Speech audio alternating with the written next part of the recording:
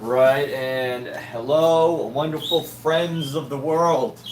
This live stream is titled Art is What Will Be Left Over After AI Has Taken Over.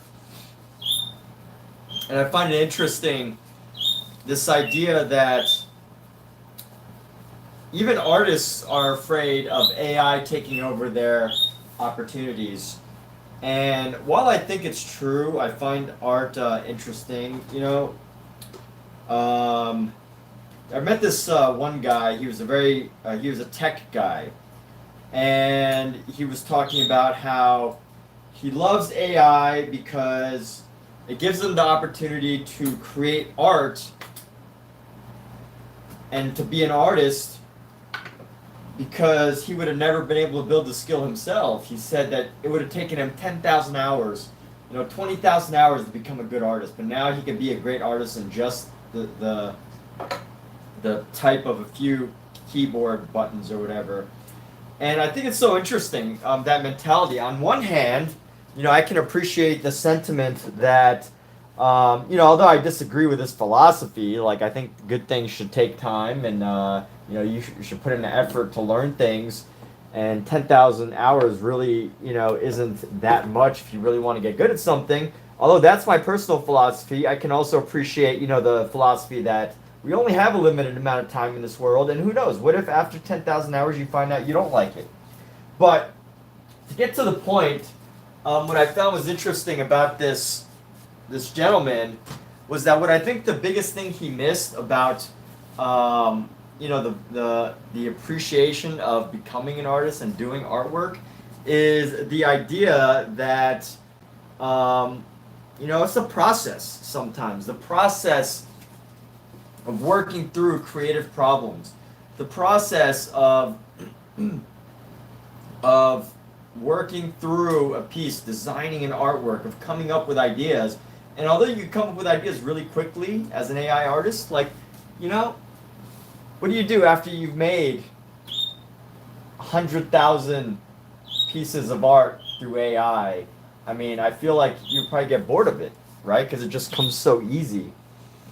And I think that's where the gap can be for artists who, are now discovering AI versus artists who spend the hours, spend the time to learn the craft, as opposed to just allowing a tool to do it for them.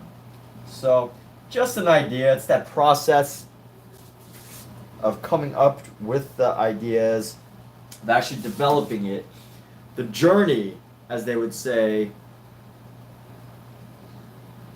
the journey of becoming an artist will often be missed by those who rely on AI. Good or bad, or maybe not. Maybe there's an artist out there who decides that the journey isn't worth it, and that they get so much enjoyment out of AI that they don't need to be able to paint or whatever.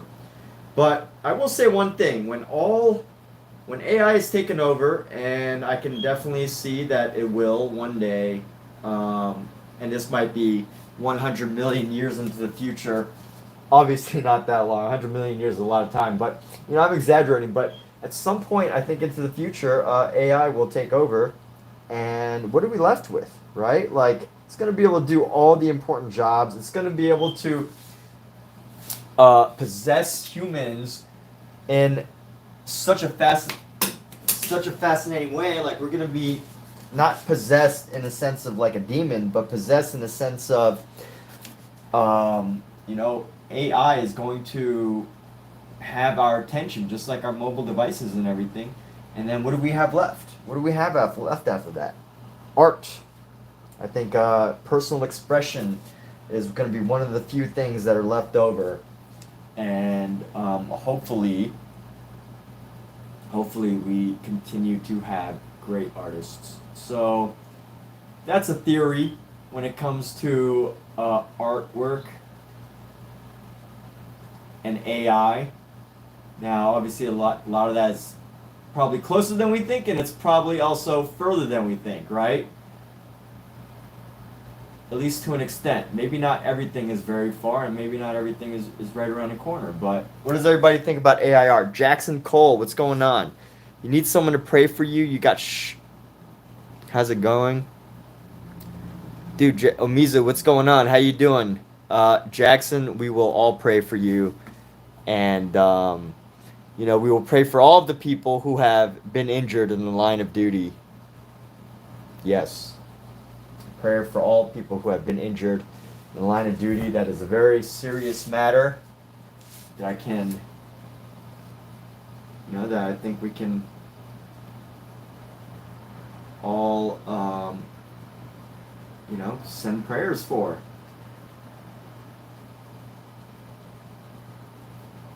So, yes.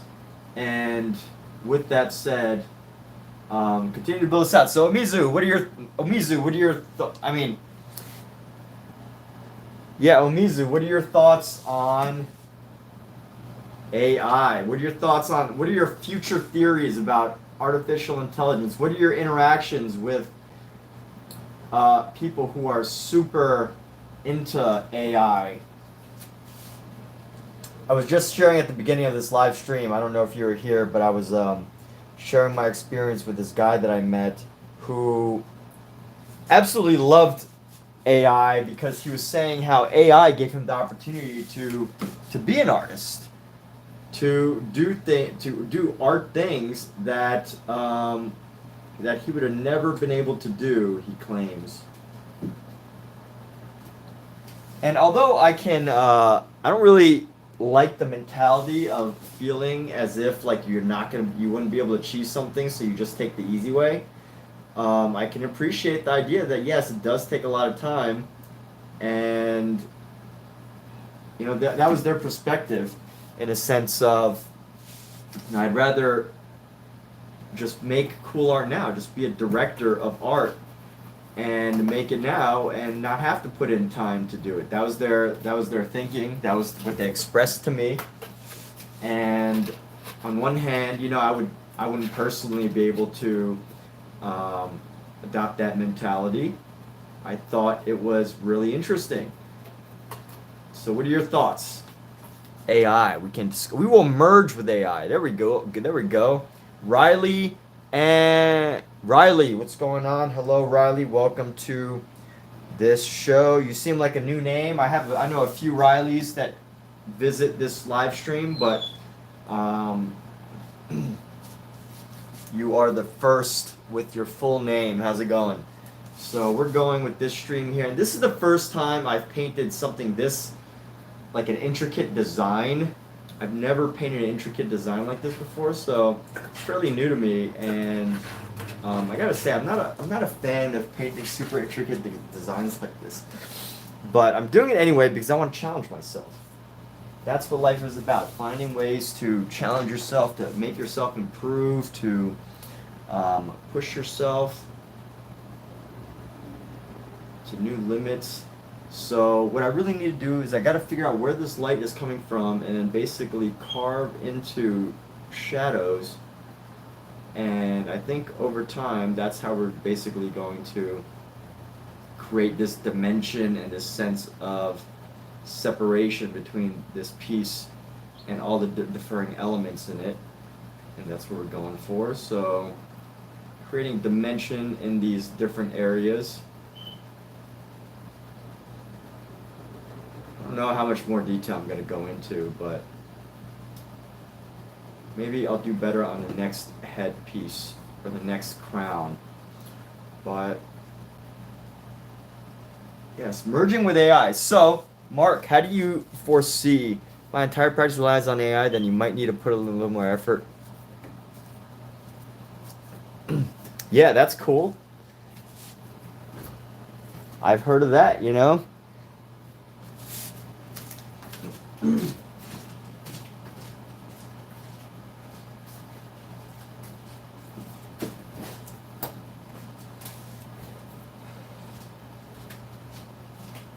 So let's dive a little deeper into this pseudo-philosophical discussion here. Here's a question. All right, so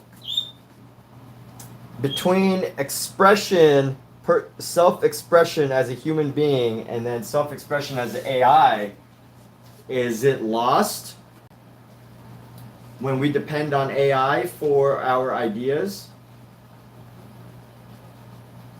Or when we depend on AI for our designs? When is AI no longer a tool? I mean, these are like high school essay questions that we're asking here, but just fun to think about. When is AI no longer a tool? Things like that. I don't know. When is AI no longer a tool? When does it become? When do we lose our self-expression? If we do. And back to that guy who totally loved AI. I'm not really criticizing him and his use of AI. I'm just quite fascinated by the idea that, I think the one thing that he would miss is totally the entire idea of the process, missing out on the process of finishing a project, missing out on the process, the journey. But anyway, maybe the journey's overrated, right? We've all seen the movie Click. Is Click an accurate representation of wanting to skip the journey and just, go right to the good parts, go right to the, the best parts of the movie? And Click was just a movie. If we could all press the skip button to get to the best parts, would we do it? I might. I'd probably do it. And that's assuming we have the best parts. Alright, well anyway, that's about as far as this piece is going to go. So let's go ahead in here and let's see. So if the entire practice relies on it, see a lot of people doing that, to each their own. How do I see what? It seems like laziness. How do you see, so you said we will merge with AI. So, Mark, you said we will merge with AI. How do you see humans in the near term and in the far future? Like, super sci-fi movie. Imagine you're a sci-fi movie creator versus, how do you foresee humans merging with AI? That was the question, based on your own interpretation here.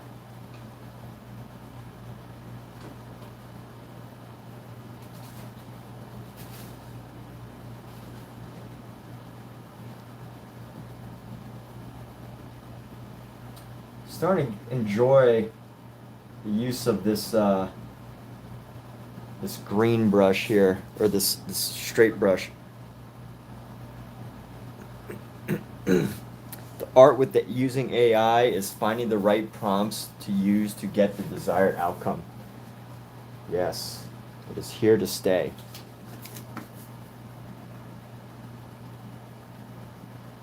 Here to stay. Getting a desired outcome, right on. That could be hard for some people.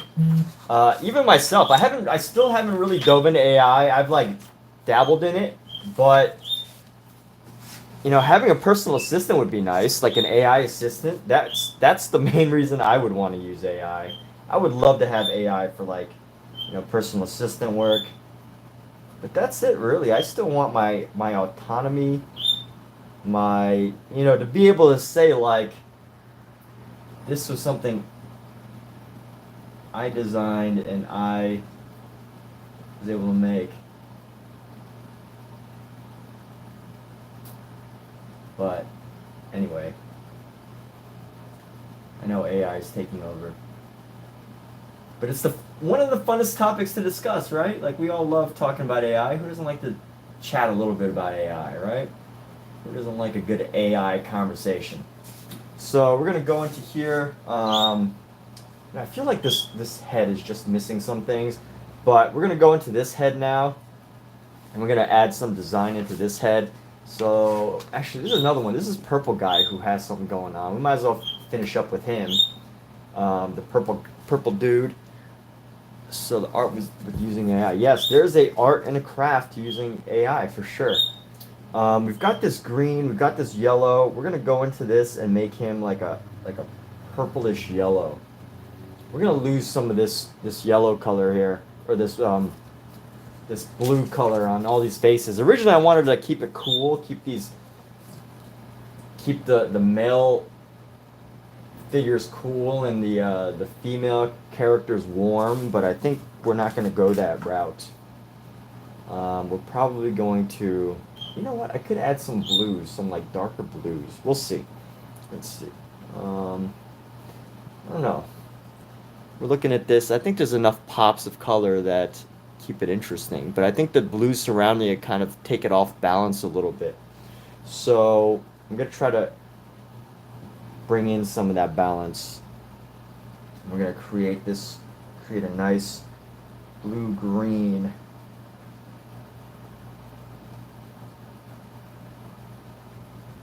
Creating this like little dark emerald color. We're going to use this to create the form of this nose. So you read a book called The Physics of Immortality. Long story short, we become AI and can reverse engineer the entire universe, control every atom, reincarnation of the universe. Holy, hey, that sounds like a book Elon Musk would base his life on. Physics of Immortality. Yeah, wow. Sounds like a great book. I like stuff like that. But I usually don't like to read the whole book, the entire book on things like that. I usually prefer to like hear like the. You could do an entire YouTube channel just like summarizing books like that, I bet.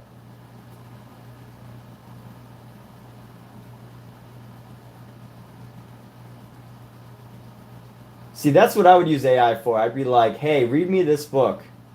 I mean, that's basically what I use Amazon Audible for. I use Amazon Audible almost exclusively. I mean, that's what exactly what it's for, is reading books, but I use Amazon a lot for reading books.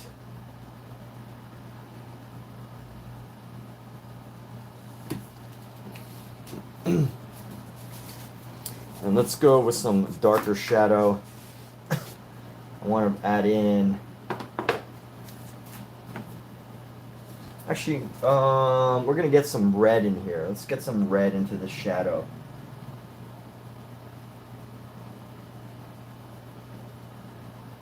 Some reds, greens, browns, blues, purples. There we go. I'm going to use this red to create a shadow rather than like a black.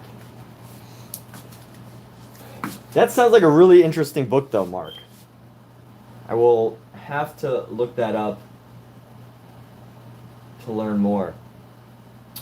So here we go. We're using a purple and we're going into this. And you know what's interesting? Like, Mark has definitely brought up this conversation before of you know, what do we think about AI? But I think, and it's interesting because I feel like I've had the conversation before, so I almost feel like I don't need to have it again. But I don't think it's really like sunk in the impact that AI will have on our lives. Still, you know, like we're talking about it. It's a conversation. There's an entire industry going on strikes about it, right? Like the entertainment industry. I don't know if any of you work in the entertainment business, but you know that entire industry has been going on strike. Has literally been going on strike about AI, and I find that quite fascinating. And yeah, there's a lot going on.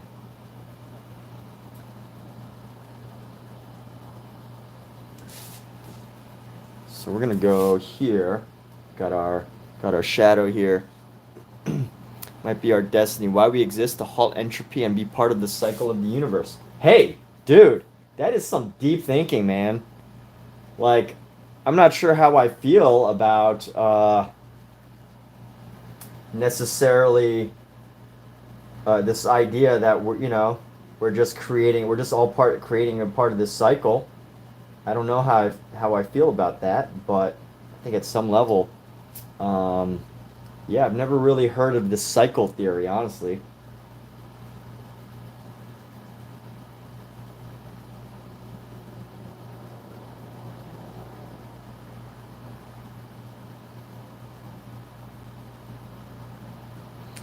This is fairly new to me.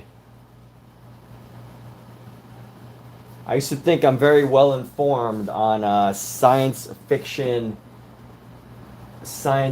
concepts, but I don't think there's any movies that really play with that idea. No, I mean, can anybody name any movies that play with this idea that we're all in like this cycle of humanity?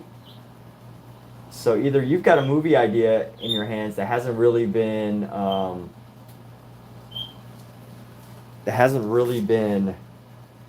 pursued, or you know, it's still undiscovered, an untapped concept.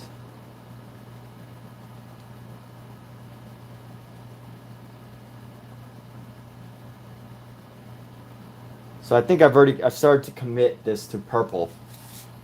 So we're going to make this gentleman purple. Although I've already started to make this green. We can go with both. We can make him green and purple at the same time, can't we?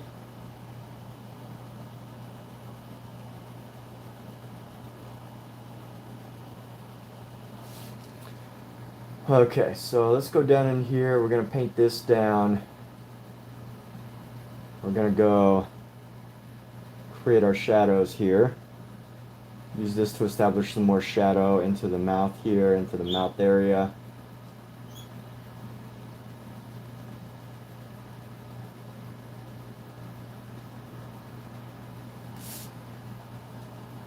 Or maybe we could just use this as like an interesting way of displaying our shadow. I don't know. Let's see.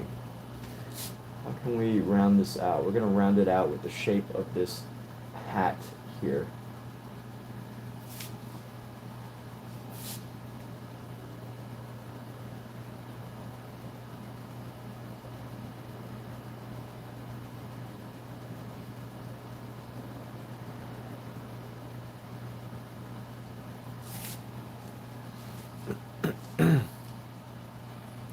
God creates man, and in turn man recreates God, an endless cycle. Okay.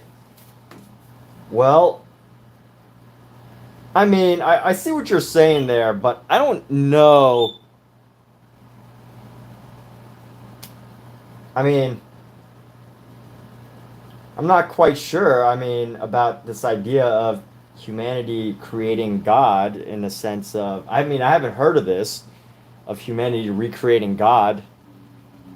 And I don't know if what you're going for was this. I don't want to misinterpret what you're saying, but basically AI is going to be, or the man merging with machine is going to be the source of this. Is that somewhat what you were going for?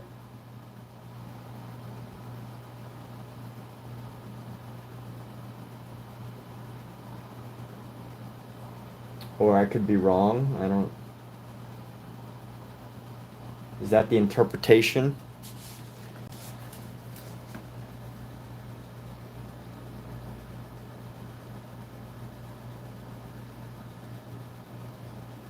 By the way, I don't have any deep theological affiliation or anything, so as far as I'm concerned, I don't know if you might push somebody else's buttons who's watching, but as far as I'm concerned, you know, I am totally open to hearing your interpretation of what you were saying.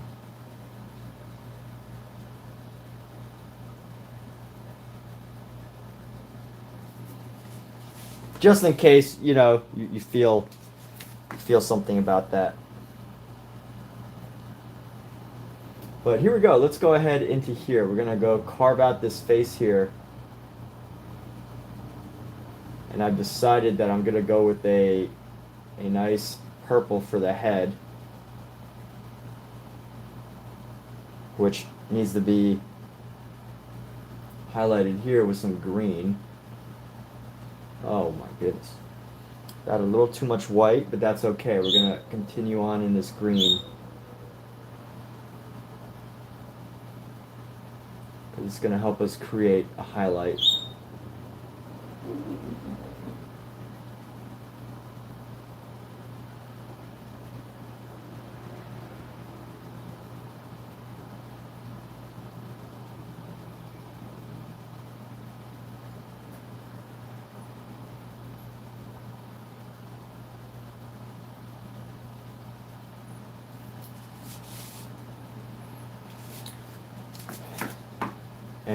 here we go. We're going to bring some of this into the chin right here.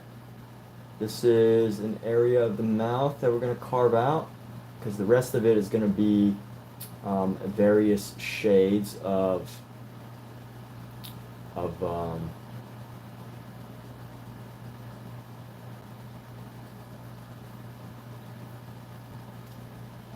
we go. We've rounded out the face. We've created an interesting shape and design. And this is pretty neat what we have. It's a little bit different.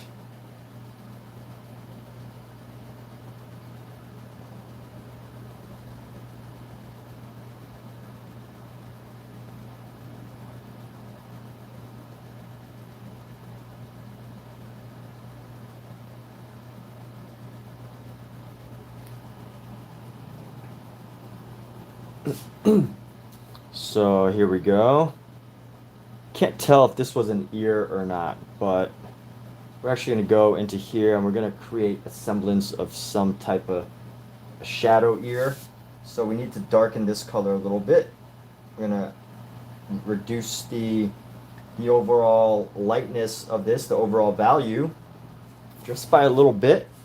And we're going to create this separation of our ear here. Actually, it needs a little bit darker. A little bit darker.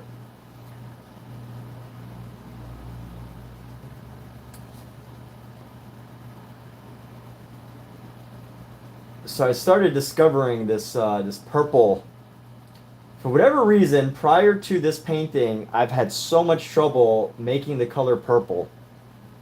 And now that I feel like I've discovered fire.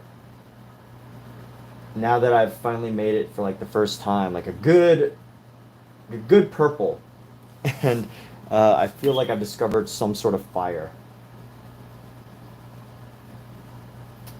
I don't know if anyone's ever done something they felt like they discovered fire, but that must be what like technologists feel like, or like you know, non-artists who want to be artists who discover AI. Like, just imagine that feeling of realizing that you can make something absolutely incredible with AI.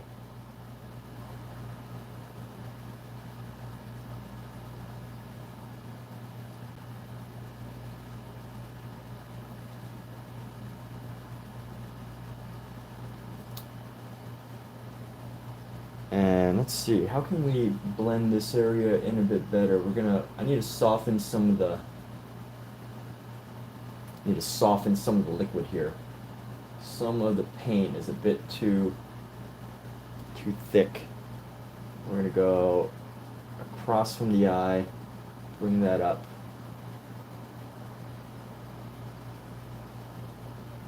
We're still gonna have to soften that a little later, but for now,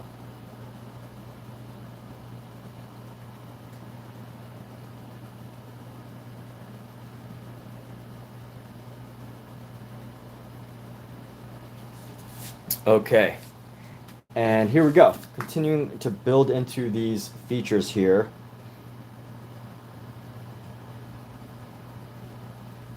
I'm gonna paint down, just using these few different shades of our purple here.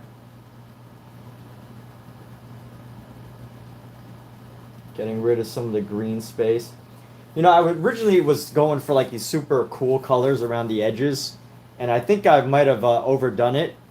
So I've decided to totally paint over this section and turn it purple. Alexa, what is the stoned ape theory? I don't know that one. Oh, well, Mark Dietz. Even Alexa hasn't even heard of this stoned ape theory, so you might be the one to share with us apes the stoned ape theory.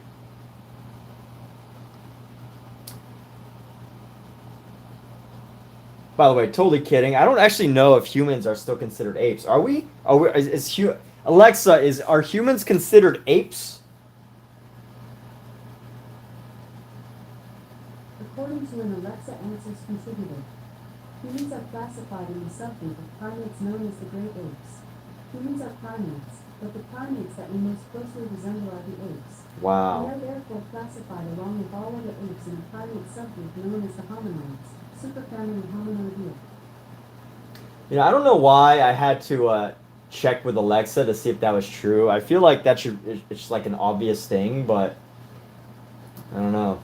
It's crazy, right? We're apes, people. I just watched the other day. I just watched the movie A Kingdom of the Planet of the Apes. Really good movie. It's pretty cool. I liked it. I enjoyed it. I had a good time seeing it.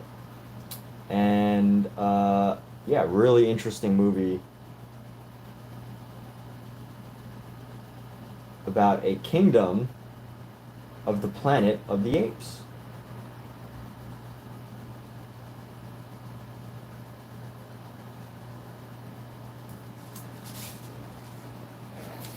So here we are.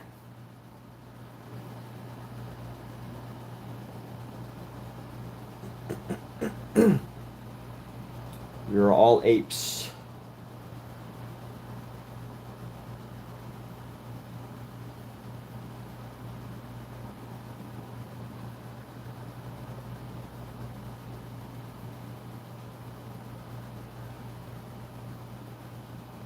We're all primates. Primates.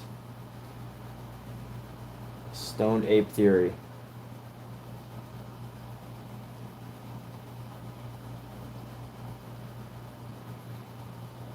And let's go, we're gonna go around in this face. Actually, no, I'm gonna go straight into the highlight version of this. And we're gonna go around the side here for our highlight.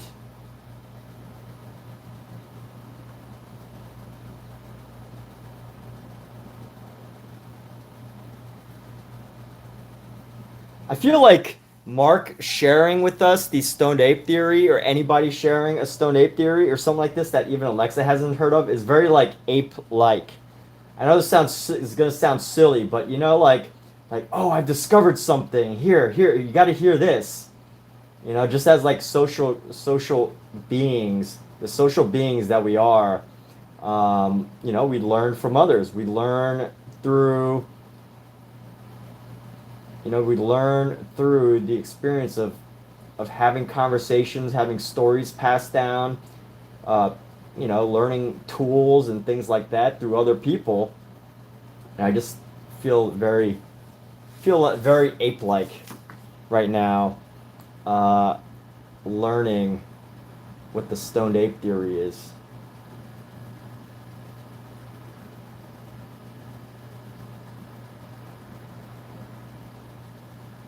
I mean, I feel very ape-like doing this painting, you know, because like every moment I'm kind of discovering like a better way of doing things.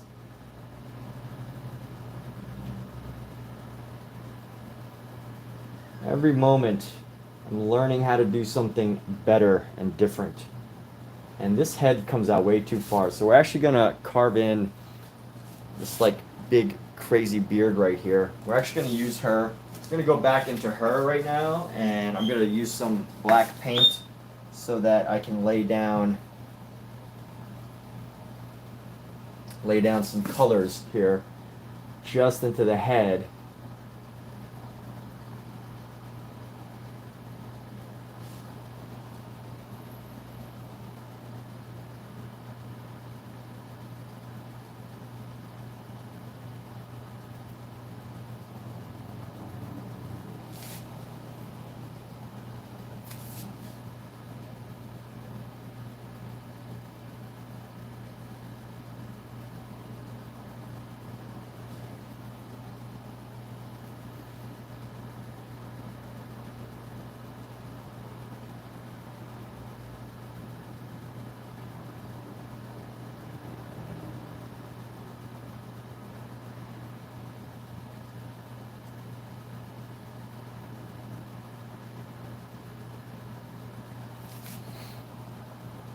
So like AI, we got outside ourselves as primitives.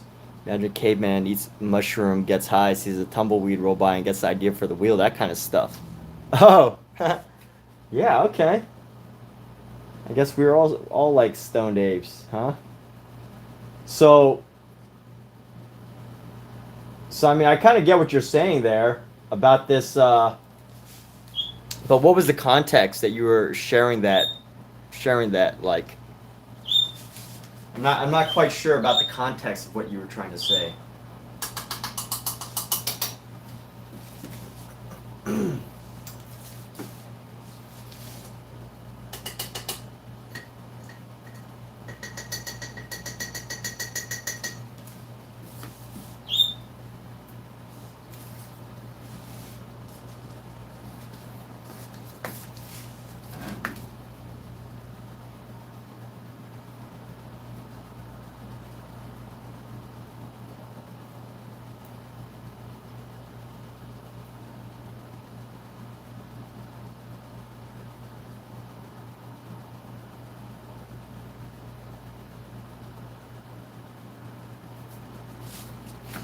All right, and we're gonna go right into here.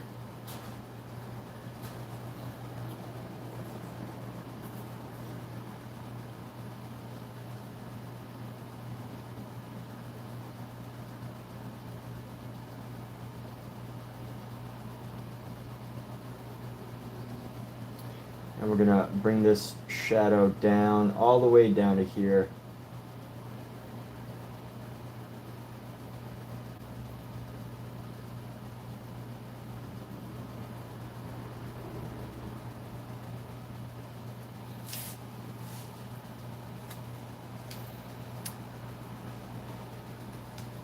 And that's a nice dark shadow. So it's got a huge beard. Oh yeah, because there's a beard, there's a shadow there. That's why his beard looks extra big. But as far as that's concerned, yeah, why not? Why not give him a massive beard? So here we go. Now we need to paint into this cap here. But how we're gonna do that? We're gonna add some shadows into this headwear here, this crown.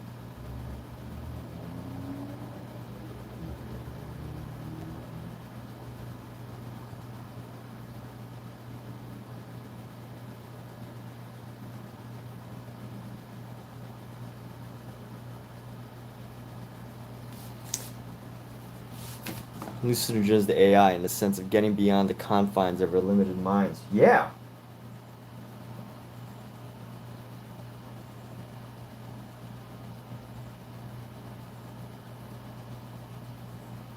Although I would like to challenge the idea of calling our minds limited, because I mean, I guess individually, on an individual basis, we are definitely, each of us has limitations as far as our ideas go. But I think collectively, I mean, you can't create AI without humans, right? I mean,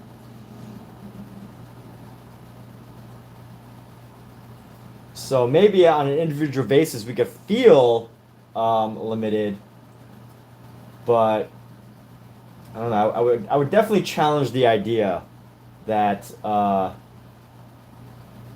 that our minds are limited. I would challenge that idea, but we can definitely feel that way at times.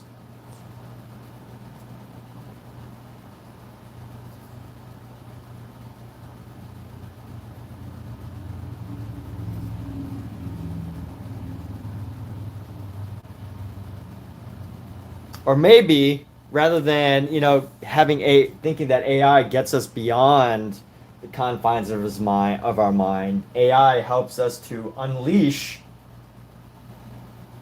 or open our minds. I think I like that philosophy better. I'm very optimistic about humans.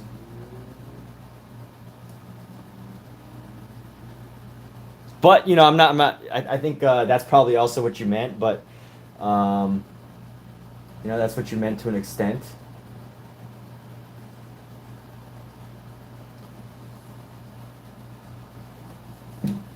Yeah, I see what you're saying. That's a view too, for sure. Could be to our demise. You never know. We will only find out near into the future.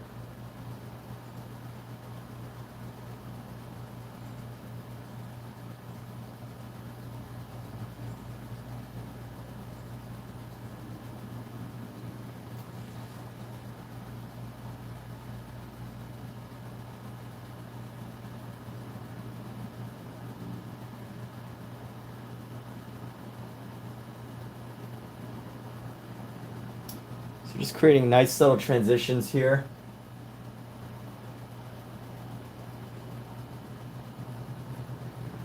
And then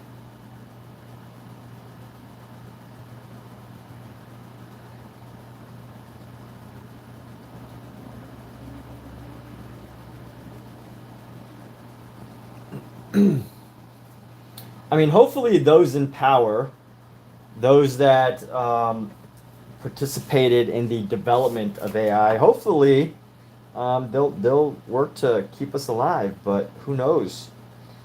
Maybe they haven't done any. Maybe they haven't put in all of the safety protocols that we need to do.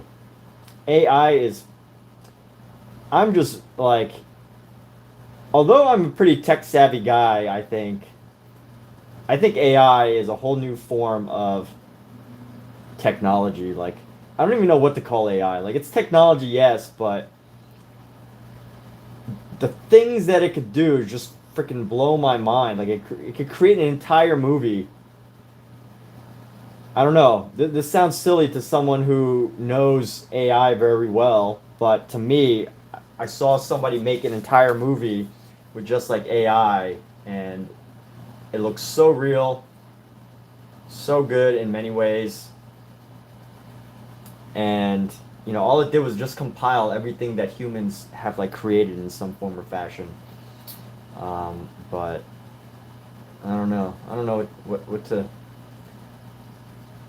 like. How do we know what to believe in the future, right? How do we know? How will humans know what to believe? That is the question. Maybe we won't. Maybe we won't know what to believe. And that is the problem. That will be the problem that humans will need to learn to solve. Because even today, like I see so much, like on Photoshop, I know the powers of Photoshop. And, maybe kids being born into this generation can be so savvy that, they're not going to believe anything until they can, like, touch it with their hands. And even then, they're going to question it. Hopefully, kids are smart enough to do that. I'm optimistic, but I definitely see a lot of people on the internet who are fairly easy to fool. And sadly, especially older generations,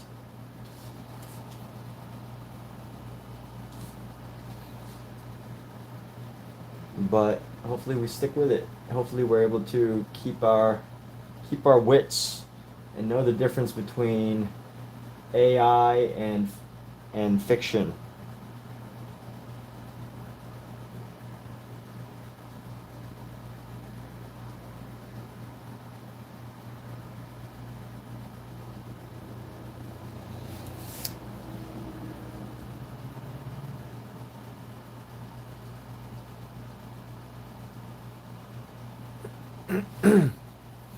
Yeah, no, that is some scary stuff for sure. And humans, as a human being myself, I don't think I would know how to handle it really, honestly. Um, I don't know how that would how that would work. That system of processing the information here.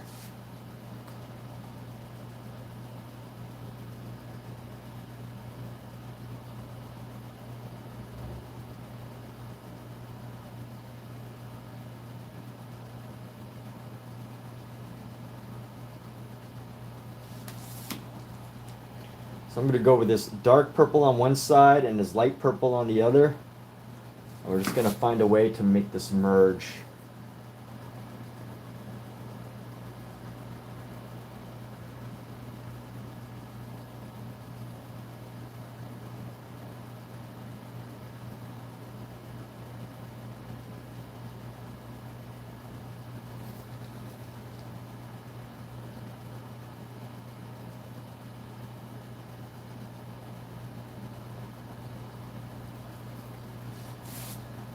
Let's darken this purple again.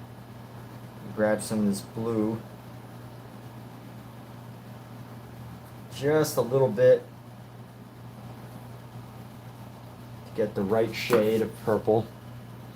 And I want to bring this across.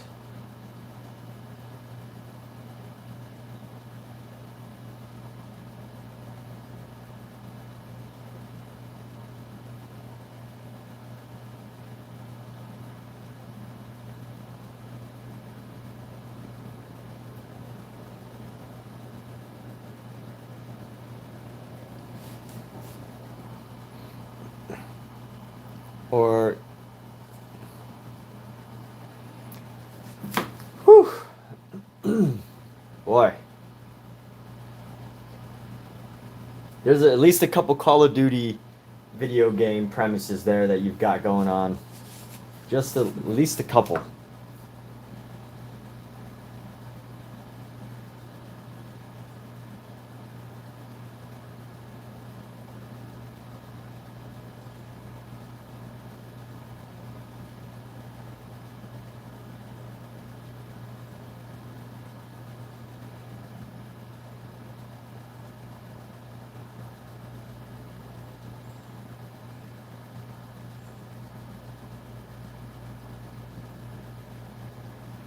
Oh, keep messing up this eye.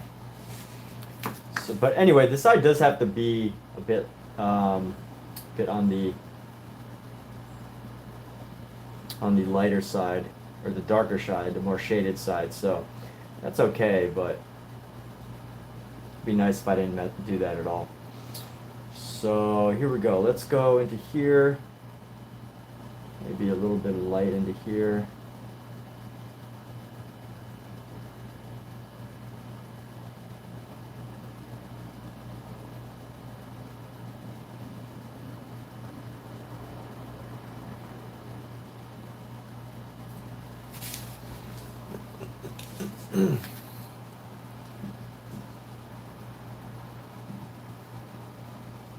Yeah. And here we go. So, popping in lighter purples into this. And we're eventually going to take another brush. I find myself getting in trouble with this brush because there's so much that I can do that like putting these colors in here that don't need to go there right now. But since this is a light, let's go into here. We're going to go into here and we're going to go with some of the shadows.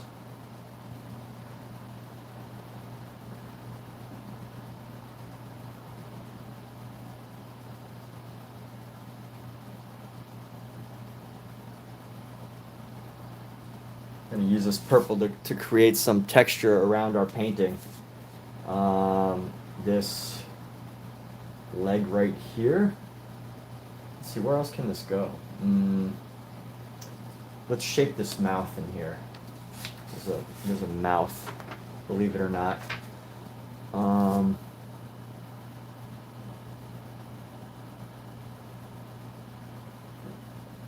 this up.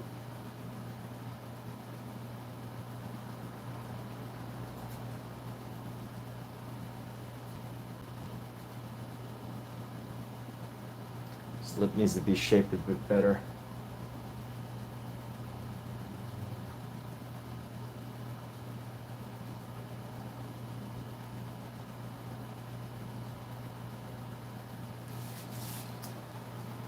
Hoy.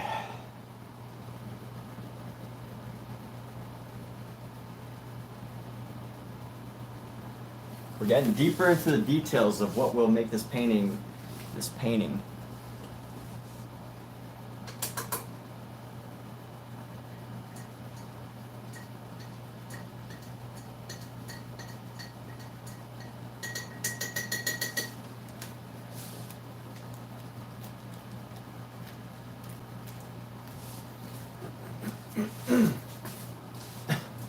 So here we go. Need to push this eye up a bit, and we're going to use a little bit of a yellow to do that. Not a little bit of yellow, we're going to use a lot of yellow. So we're going to shape this eye.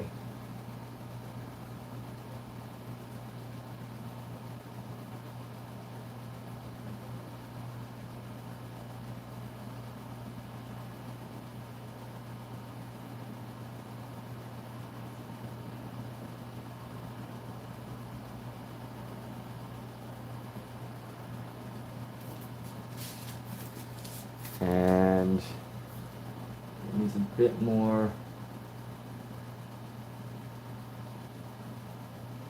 like so.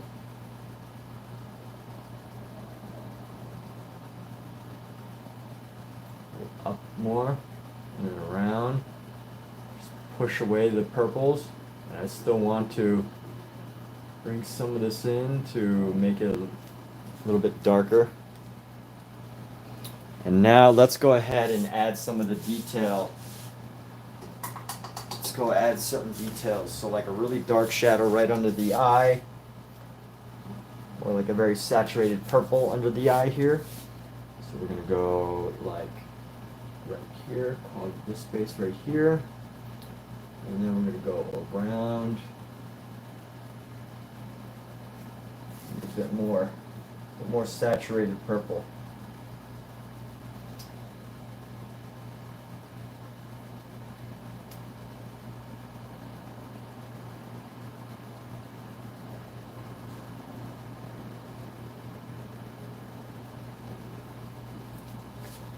Create a nice dimension around the eyes here. And then, so we've got this dark space already. What we need is a light.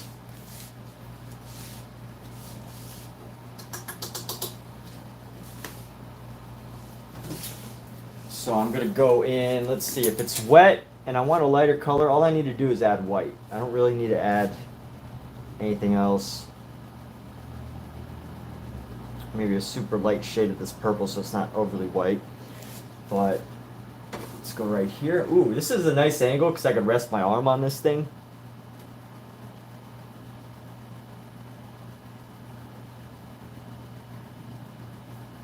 Needs a bit more white here. Because I know the purple's wet, I can just go ahead and add white into this. And it'll start to like give me what I need. And all I know is that in a day or two, I could come back and tighten up some of these details.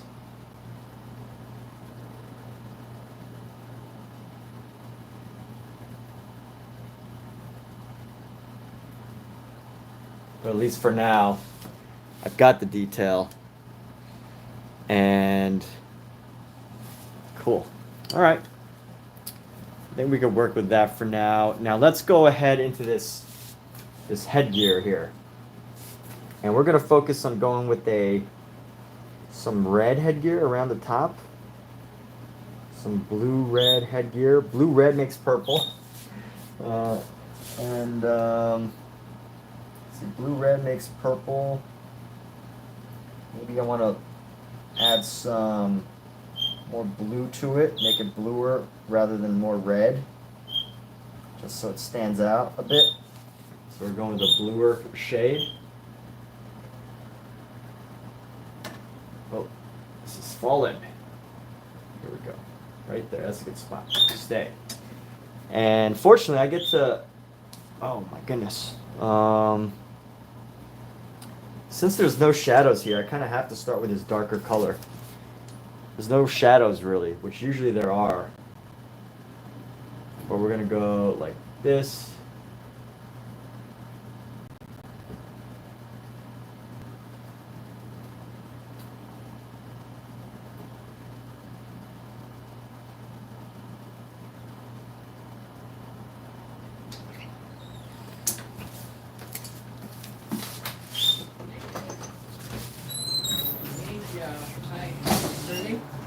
Yeah. Okay. Hey. Hey.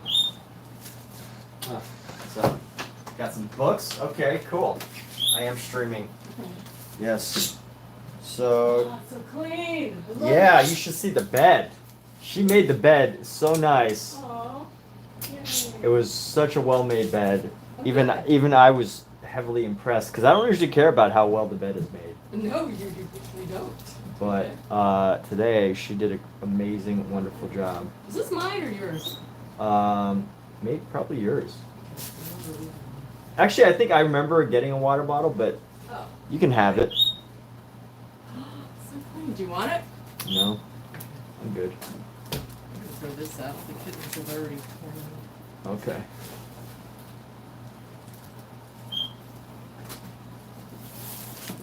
And here we go. Just what I'm doing here is continuing on with the process. There's some detail on this head, on this crown.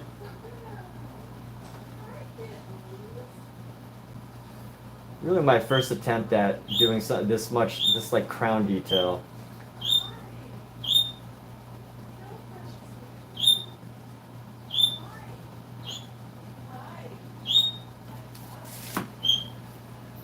So I'm not going to go too in depth with it because it's not what I do.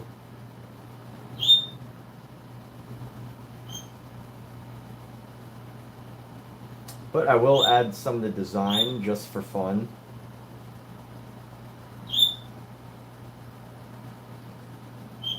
And I am curious to see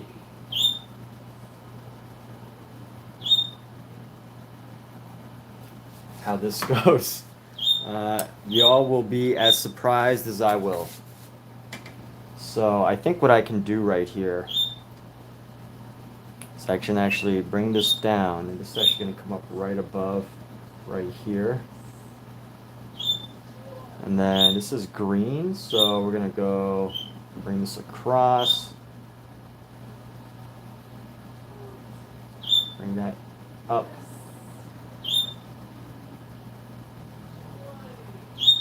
And pretty much bring that down. And from here, at some point, I can just basically paint over on top of it with a highlight, and that's when we'll get our final design here. So let's stick with that. And here we go. So we're going to go around.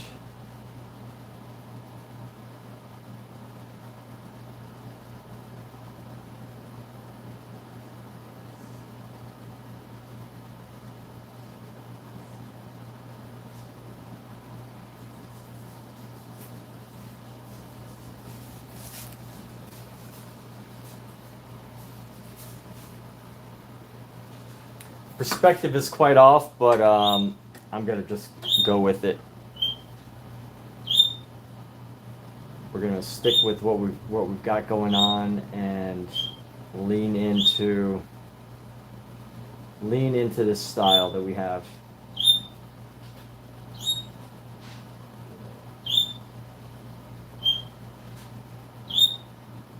I highly recommend that anyone who wants to learn to paint in this decorative, like super decorative stuff, use pencil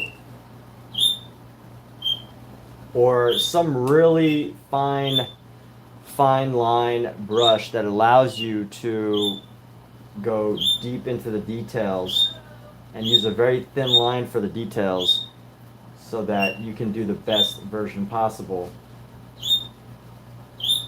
But because I use these really thick lines, I have to mess around with some other things.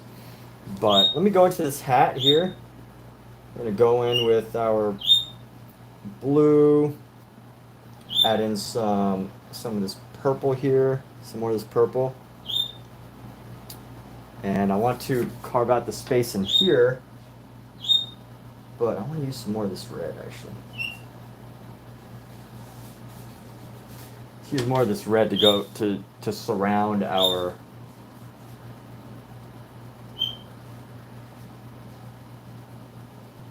we're going to surround our intricate designs with red just so we have the contrasting colors, and just makes it easier.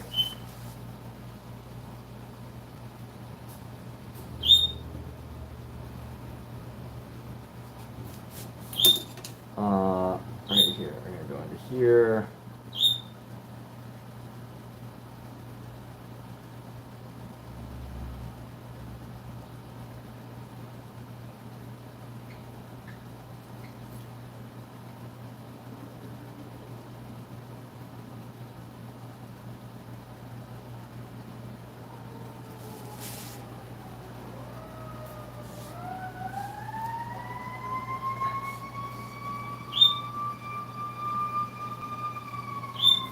And as we paint into this crown thing, I have some other areas that need to be brightened up.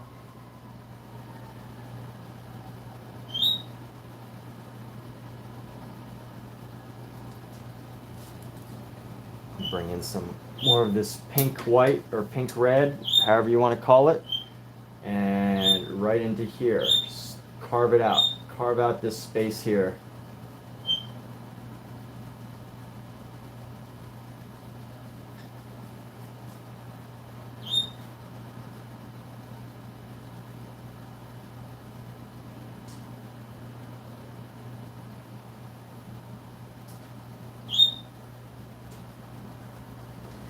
Did you feed them again today? Yeah, I did. They are well fed. What's up? Oh my gosh, it was not the news I wanted to hear. By the way, I am streaming. Just a reminder, I'm streaming. Yes. But okay, go ahead. If you want to speak, speak. All right. Just wanted to remind you. A root canal I had a couple of years ago, they think is infected now. Oh no. Like always something with my freaking teeth. Damn, that's horrible. Yes. Especially when I'm on a trip. Come on. I mean, your breath hasn't tasted bad, but... Huh? That's good. It was definitely way worse last time you had those issues. Well, maybe the infection hasn't gotten too bad yet. Well, good that they catch it ahead of time. Yeah. The kittens have been up here. The kittens are everywhere. Yes, they are. Up there, Look at all this stuff on the table. down and around. Looks really clean, but one of these days you got to take all this stuff off Yes. the table and clean One of it. these days I will. It's grimy. It's like you don't want to be breathing in all that grimy stuff. One of these days.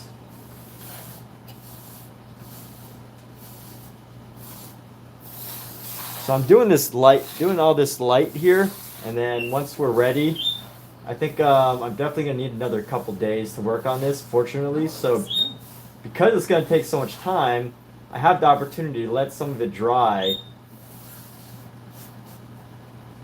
and to let the magic work. Meaning, I can paint on top of it and it's gonna look different.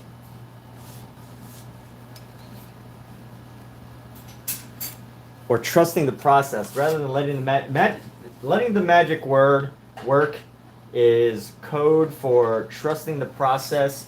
The process specifically being that with oil paint, you can basically, I could work as long as I can stand and have painting tools and am alive, I can basically edit and modify this painting. And as long as I still have the painting. Of course, but here we go. We're gonna give him a red mustache. How about that? Let's go with the red mustache. I'm gonna go into this with a red mustache. When people see this painting, they're gonna think, oh, you know, he at some point he decided to make a big change.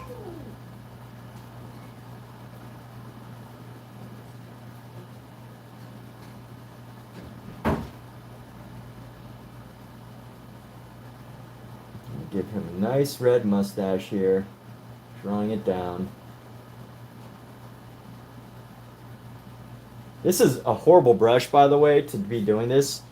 Actually, maybe I'm wrong there, but this brush is a nice thin brush, and I'm using it to spread a lot of paint. Which, I feel like if I want to conserve the, like why am I having trouble with my words right now? So this is a round brush. It's pointed.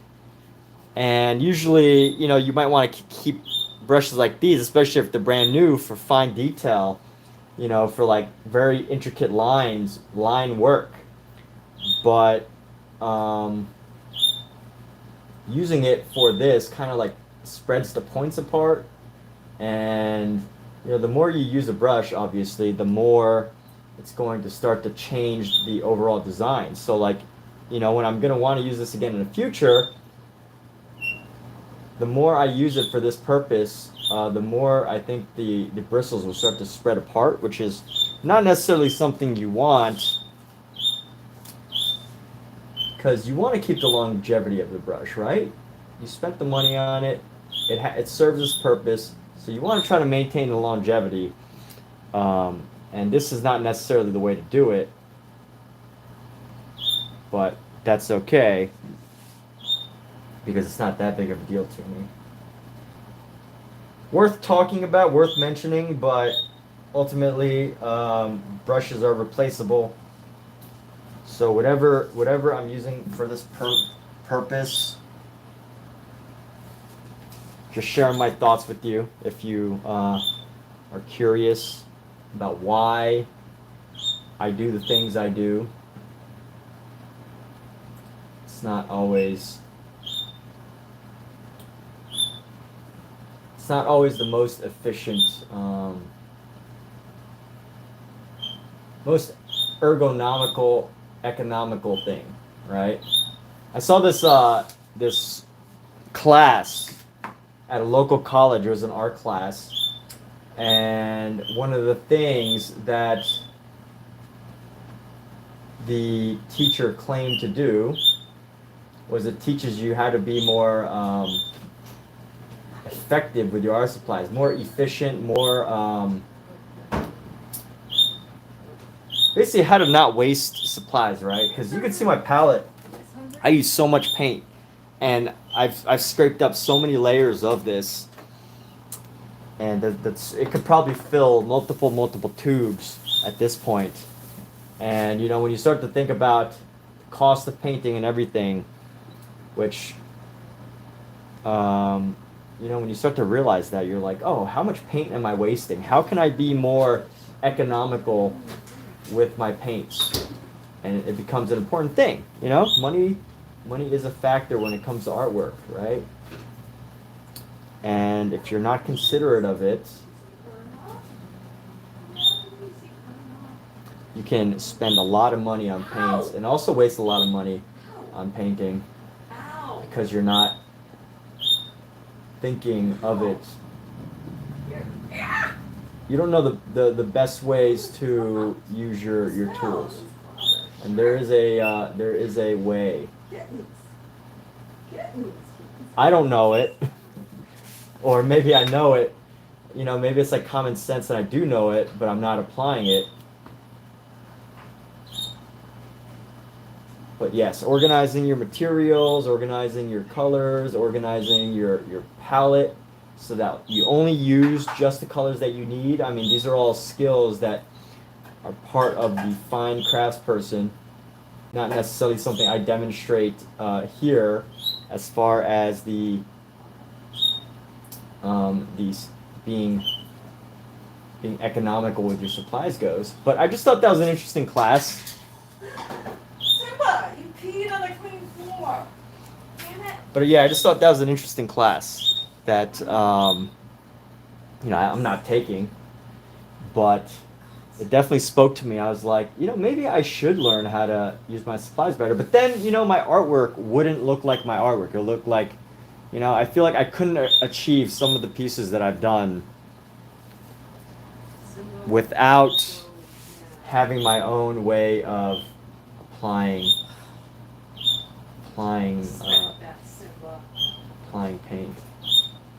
A bit messy, but open, free, not bogged down by rules and limitations. The untethered artist. So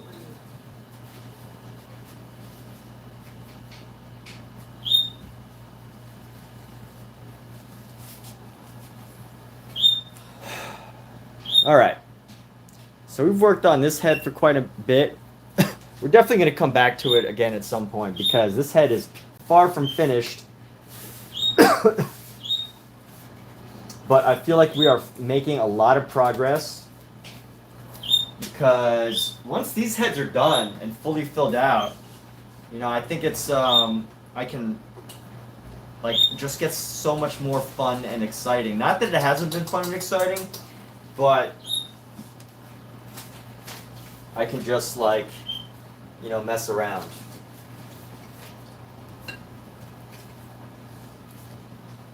And right now, I have my palette knife because I see some areas that have some raised pieces of paint that I left on here that I don't really want on here. Like sometimes the paint being raised is okay, I don't mind, but then, you know, there are some areas where it's kind of raised and I don't want it to be like that. And if you don't want it to be like that, you should fix it. So like right there, I don't necessarily want that little splotch of red. That's, I don't want that. And then, so I think that was the only one that really caught my eye. Where else? There's a piece on his head here that I took off, but that's cool. I don't need that. I already fixed that problem. So, what do we do now? Excuse me. What shall we do now? There's this face in here, or a mouth, that I need to adjust right here. And let's tighten up this section right here. It's distracting because you can't really figure out what it is. And there's a lot of this painting when on first glance people probably aren't going to be able to figure out what it is, and that's cool, that's fine with me, but if I can't even figure out what it is, that's a problem. So, let's see, right here, what we were going for was a nose, a mouth with some, a mouth. So that's what we're going for, a mouth.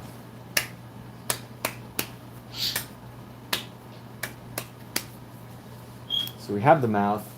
Let's get out our, I'd really love to use one of my new brushes for this.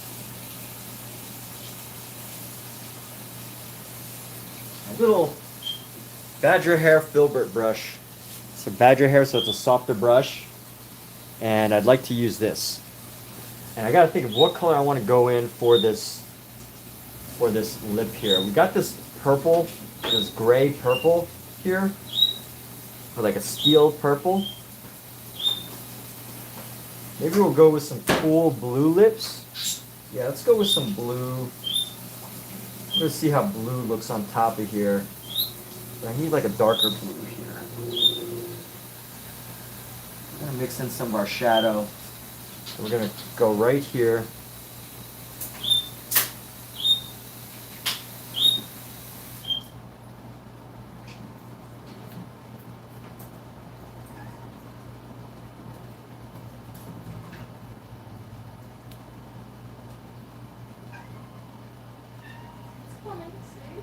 I already fed her. Her? Yeah, I fed all of them. God, you guys are playing me now. Jeez. Fed all of them. I'm so hungry. Simple feet on the floor. Yes, he did. Okay. I've been hearing you address his problem. Yes. Terrible.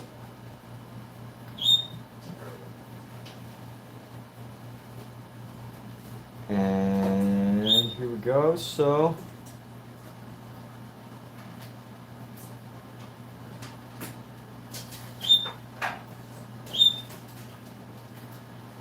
right here with this round shadow and not apply too much.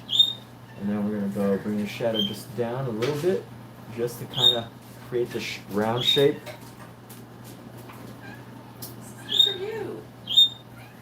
And then I need to change the color of his his body. So maybe rather than this green, because there's this green here, purple, I think we could. So do you want to go for like a yellow? Yeah, we can go for yellow. I think a yellow might be a nice touch because it'll give a good contrast. I'm not necessarily going for natural colors, by the way.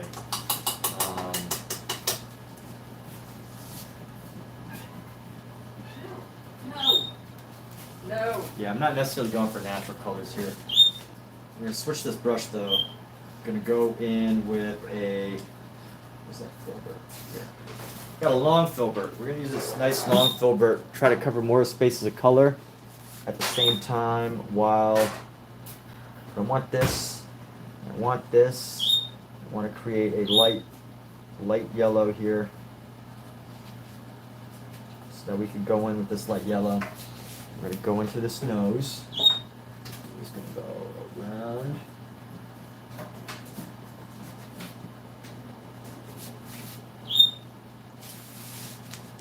Again, this is on the perfect side because this allows me to use this tool, whereas if it's on the other side, I can't really use this. I have to figure out a way to, so I actually get better details. Because I'm a righty, so I get to rest my arm more appropriately when I do this versus when I don't do this. Alright, so we got the nose here, and it's going to come up like right there. It's a really bright yellow, which is okay. So once I actually lose some of this color, I think once I've used up some more of this color on my brush, I feel like I can actually work in some of the shadows.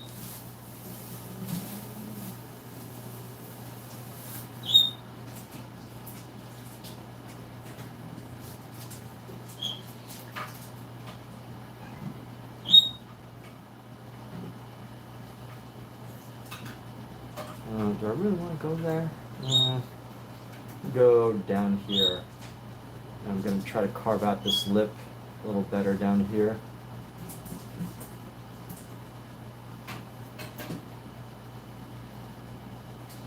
So this lip is like that. I'm going to round out this lip right around here.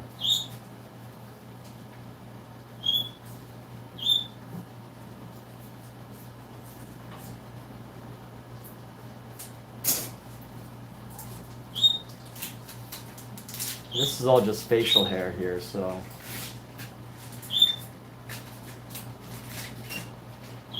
straight down.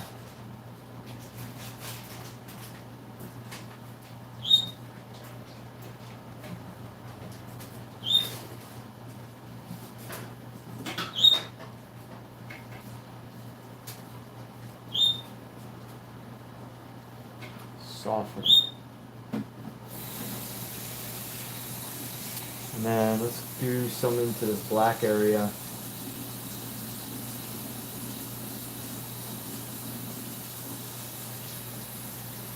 Nah, that's not gonna work. Alright.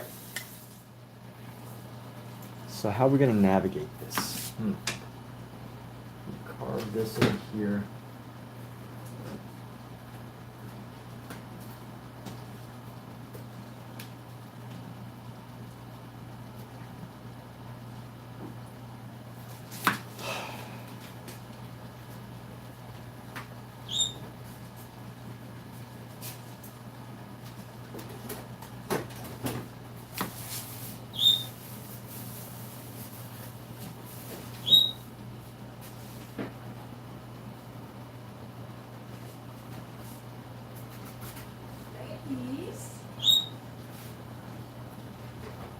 Carve out the chin a little bit.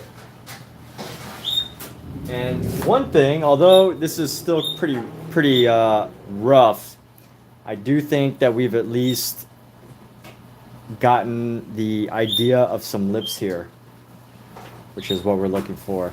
Now I just need to work better with the shadows into this.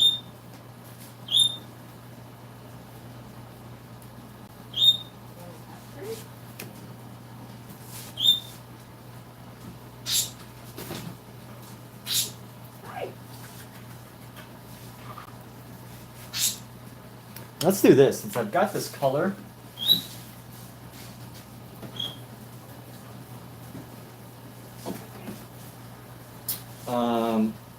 I want to do this guy.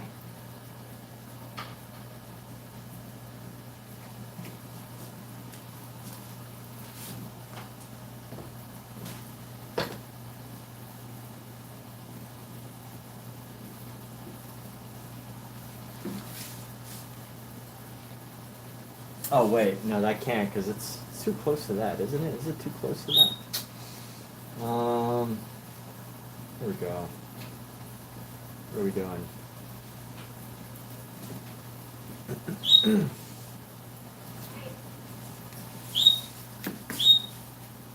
want to stand like that tree?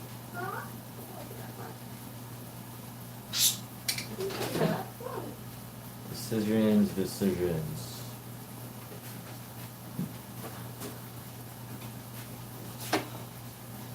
Maybe I'll soften up the body part.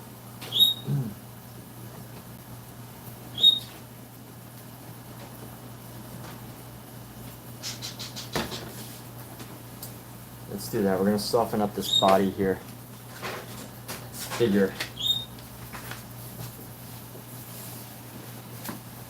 And let's get our shadow, our highlight right here. Got a carved down area. And then add a little bit of this into the back.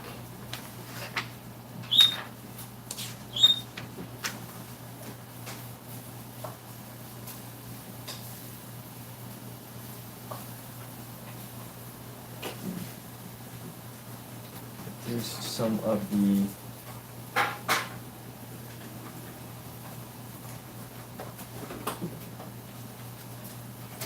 hardness of these shadows.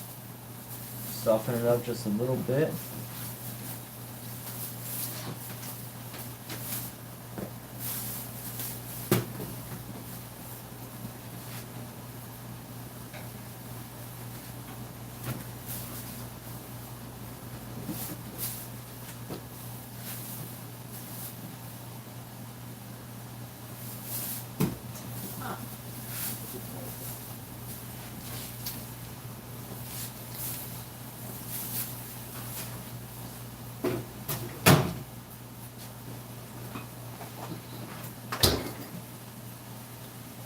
Go down in this highlight here.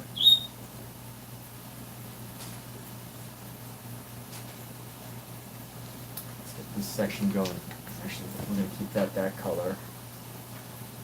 But bring this down.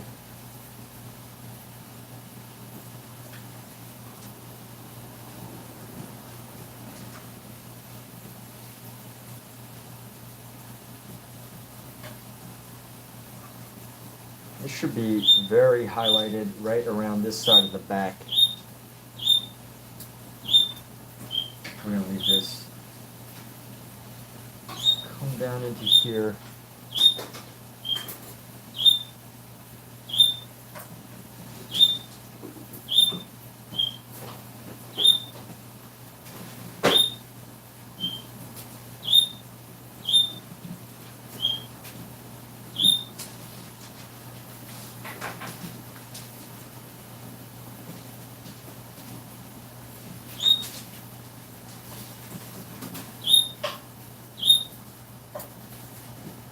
And then right underneath, I'm going to get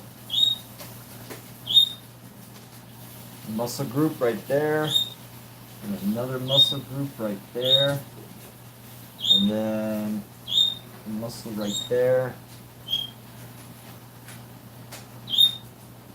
and some muscle right here.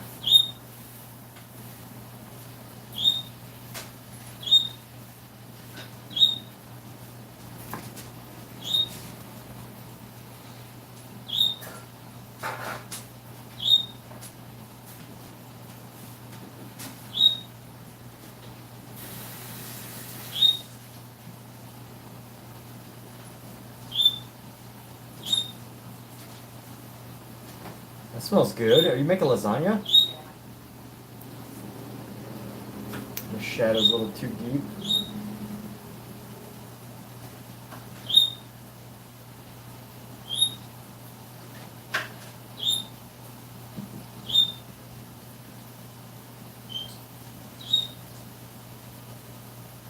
Alright, so I think even this part, I don't know.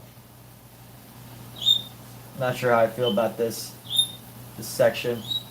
But I guess we'll just have to work on it until it's ready.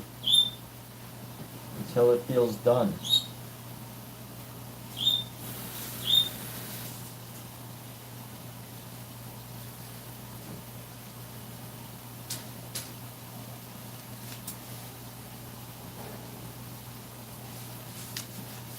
I'm gonna bring some of this color into here. 'Cause I like it. I like this color.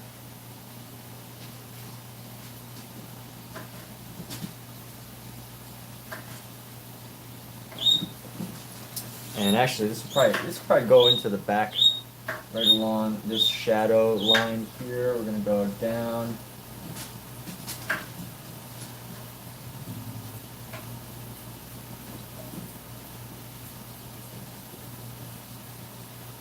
Now to just kind of disappear and then come up.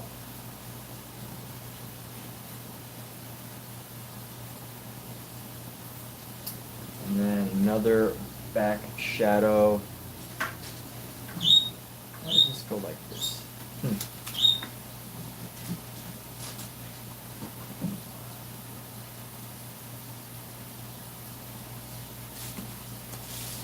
Just right along this curve.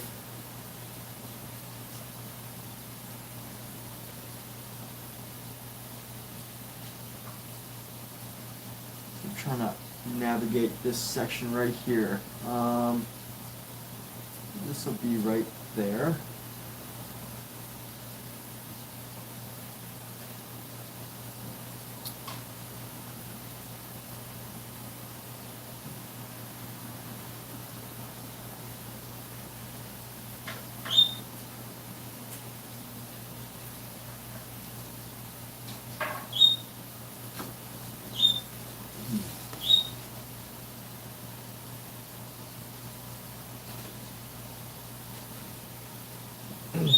Starting to feel more natural, just by a little bit.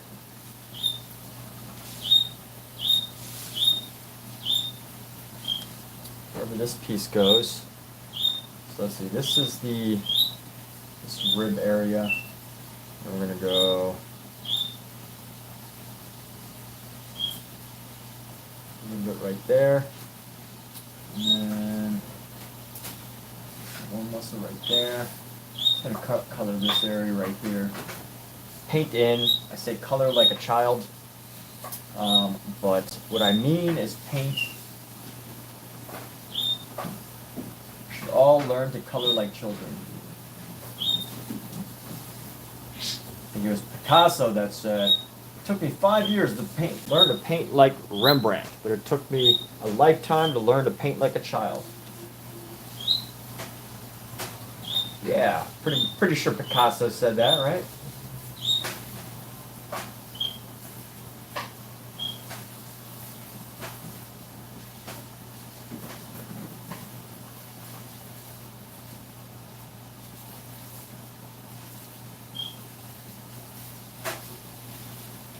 Alright, well we're going in here and we're gonna use this color to kind of soften the shadows a little bit. It's really quite dark, and at least give it some more form. Most of these shadows are actually pretty hard, and they don't need to be.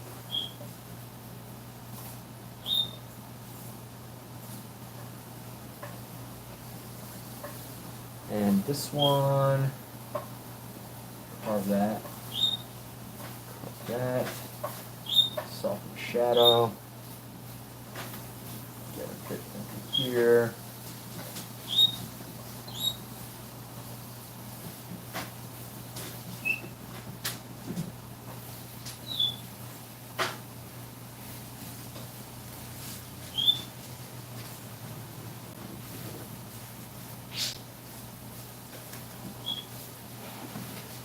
Alright, and even down into here, we need slight space. Let's grab some more of this. We're going to carve like a line across.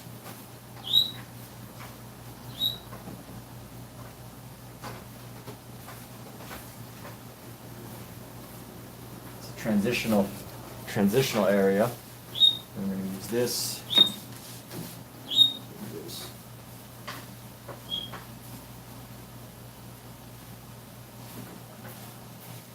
Into here.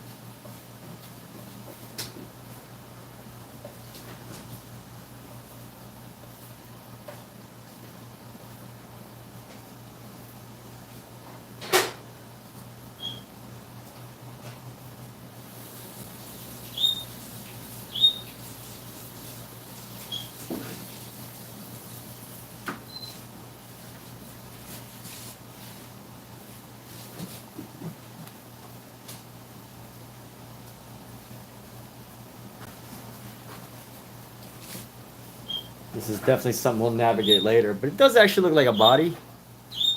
So I can be fairly happy with that for now.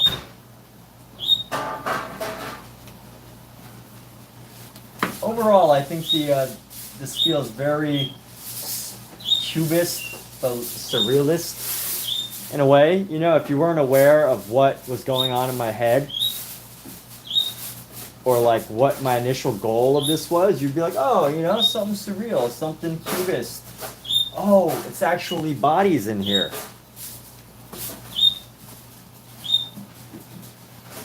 There are bodies, no way.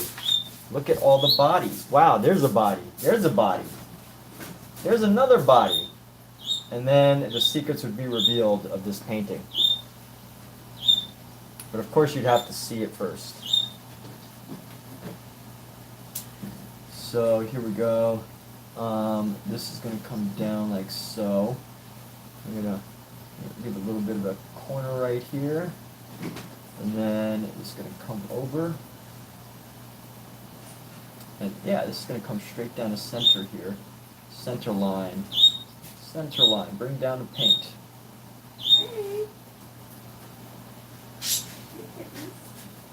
What are they doing? They get in trouble? No, just running around through the blue. Running around.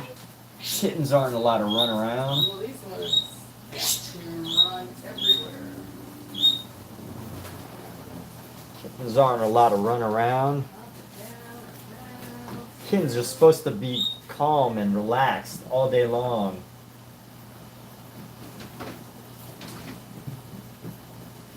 I can only imagine what our downstairs neighbors are thinking when they hear all this ruckus. When they hear all these like little footsteps. Like they probably, I mean, if they are people that like animals, which I think they do. They have a cat, right? They just, oh, they don't have a cat? Oh, on the other side, under Pat. Oh. So our neighbors don't have cats, but if there are people that like animals, I think they can kind of appreciate.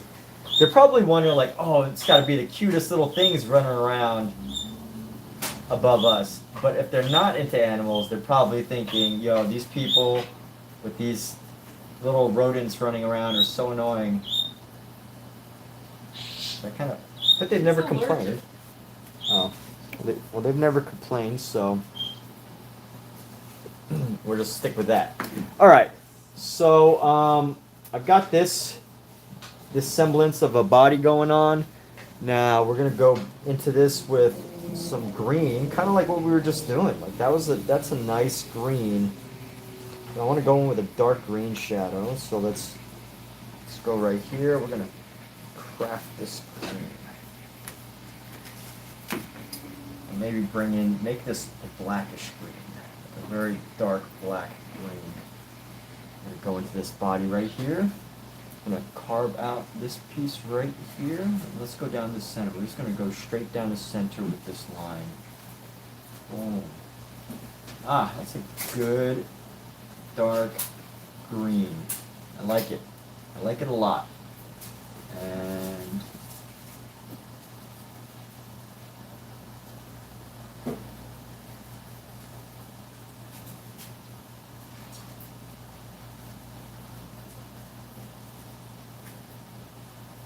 like the shadow. So here we go. We go up with this. Kittens. Kittens are causing a ruckus.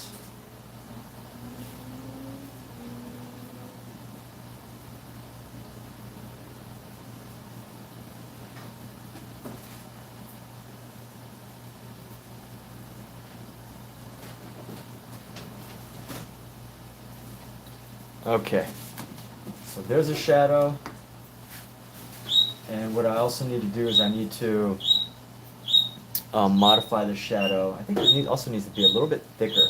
Kind of goes almost to the edge here. So it kind of needs to go almost to the edge. So I think this needs to be a little thicker. This needs to be a little bit wider. I'm going to go down. Down with the shadow. Down. And you know what? This is great because it's creating a nice transition here. The shadow. It's actually getting a nice transition from one side to the other when it starts to get out of the light. And then let's go right here.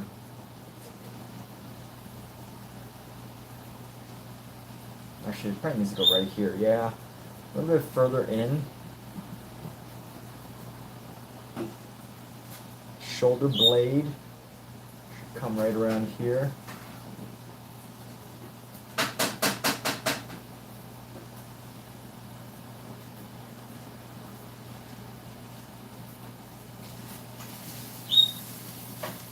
And I might have to define some harder edges later, but for now I'm using this color that will help us to reestablish these shadows again around our figure, just ever so gently creating some more dimension again.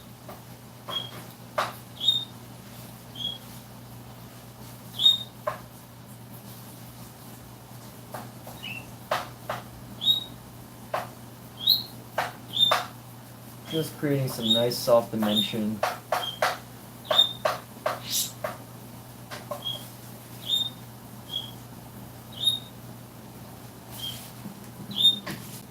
Actually, it's really not even that soft. These are pretty hard lines.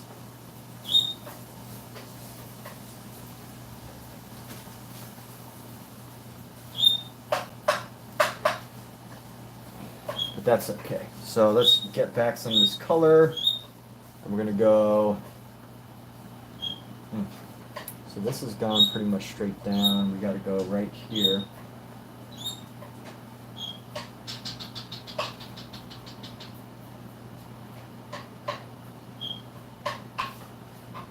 Create this nice edge.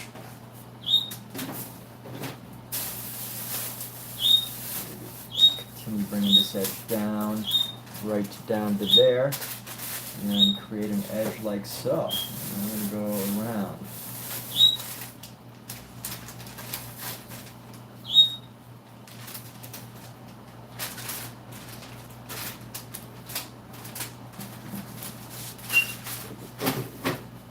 And just going to continue going across here.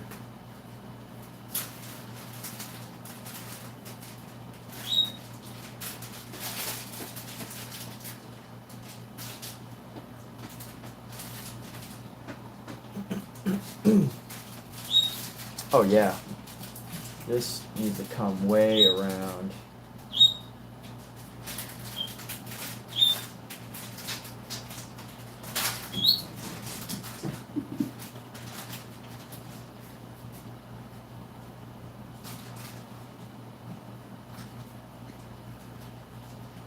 Of course, using a reference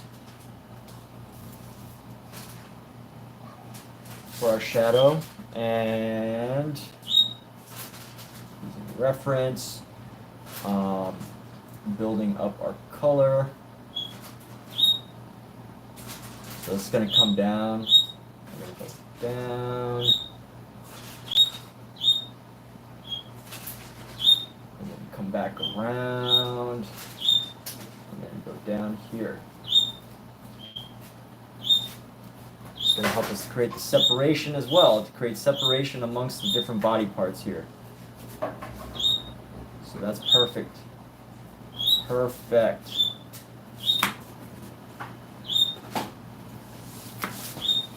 And although this is a great color, actually, I'm gonna see if I can go into here and use some of this color into this body here. I'm gonna go, because it's slightly brighter than the value's just slightly less dark than this black, which is perfect. Just slightly less dark than the black, which means I have the opportunity to allow it to be a shadow rather than total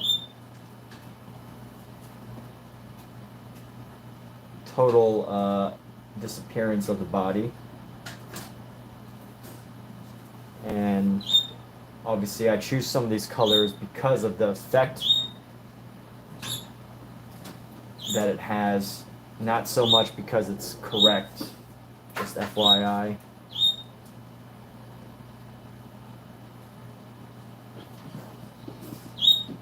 And we're going to go over here.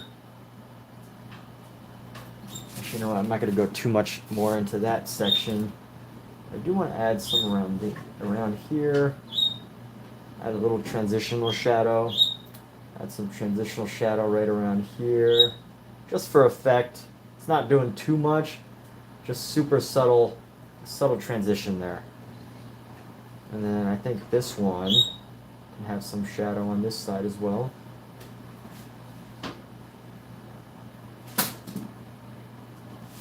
And that backdrop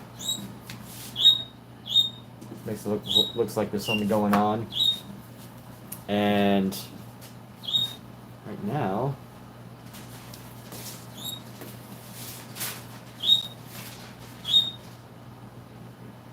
let's put a pause on this brush. Now usually what I do is I wipe a brush off almost after every time, but I'm going to use a different brush. And I'm going to go into here. There's two ways I guess you really do it is, you know, if you got to use different colors that are going to be contrasting, you're either going to go use a new brush every time, which means you got to clean your brush every time, or you can just use a different brush. So when I first started, I had a lot less brush choices, as you might imagine, right? Everybody starts off like, you know, well, not everybody, that's not the right word, but you know, we all start off with different amounts of tools, and I had to build up my paintbrush collection. So early on, I didn't really have the luxury. You talking to me, Kat? No, I'm talking to, which one? Pookie. No, Scout. Tearing up the big dogs. Tearing at my heart when I'm with you.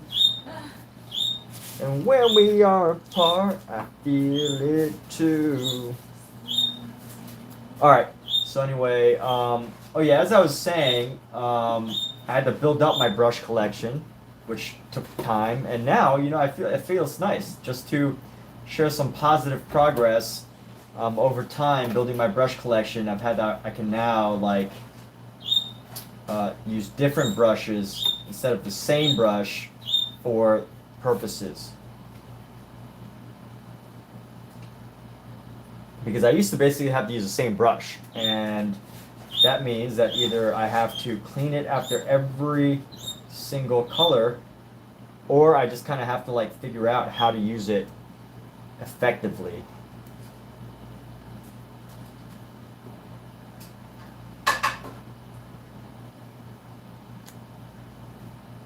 So how can I make this shadow like soft?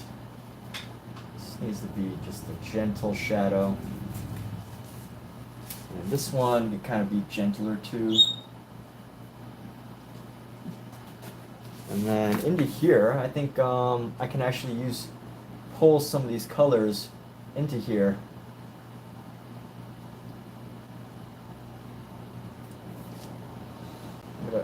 Oh yeah, here we go. Grab some more of this color.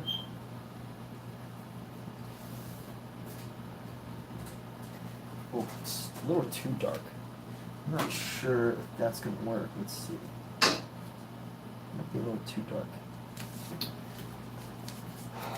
but we need a triangle, like some sort of shape right here. So we're gonna go, so shoulder blade-ish.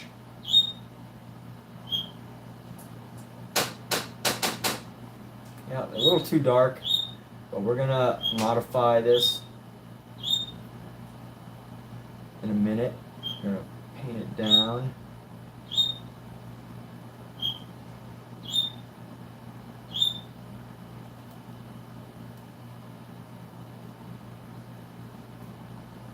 And then we're gonna go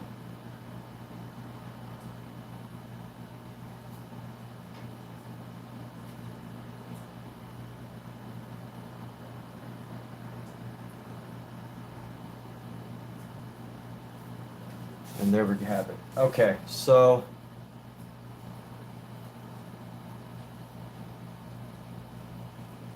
here we go. Make that soft. Make this a little bit, darken this area a little bit. Give it a transition. That's what we'll call it, transitions. And then add some of this. Just kind of brush it in.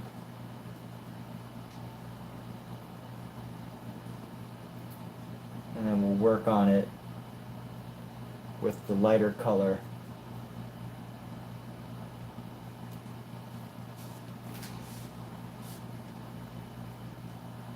There we go. Okay.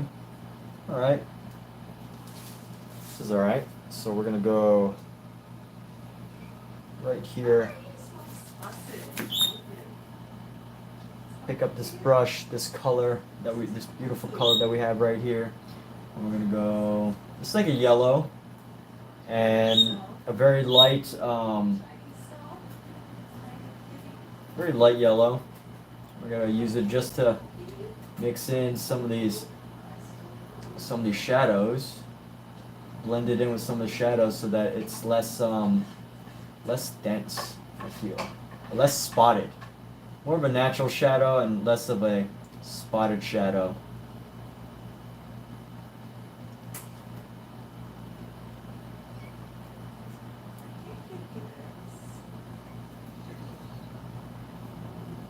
And here we go. Let's bring this down.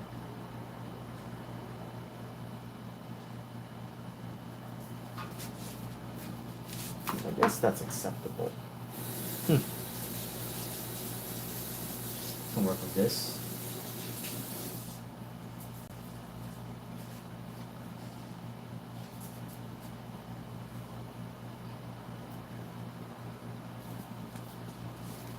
Let's bring this dark shadow back in.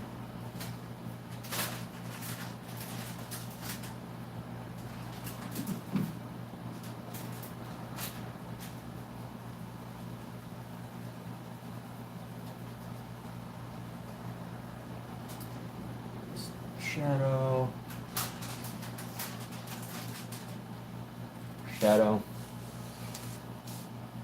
Hard edge shadow, gonna go right here. Right down. And we're gonna leave the rest of these pretty much like so. I should like where that's at. Alright. I think we're good on that part of the back. It's got, what's up with the head? Need to give this head a bit more shape here. Give it a bit more of a dense head.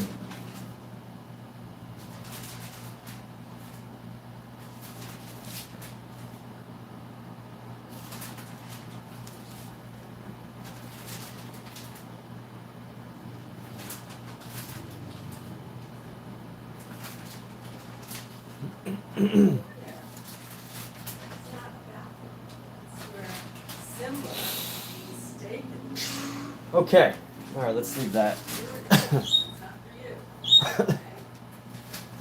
And you know what I can do right now is I could take the same idea that I just did with this back, and I should probably just keep it going with this this second body part here, which this will give trouble, but if there's something that's causing trouble, you should address it right away.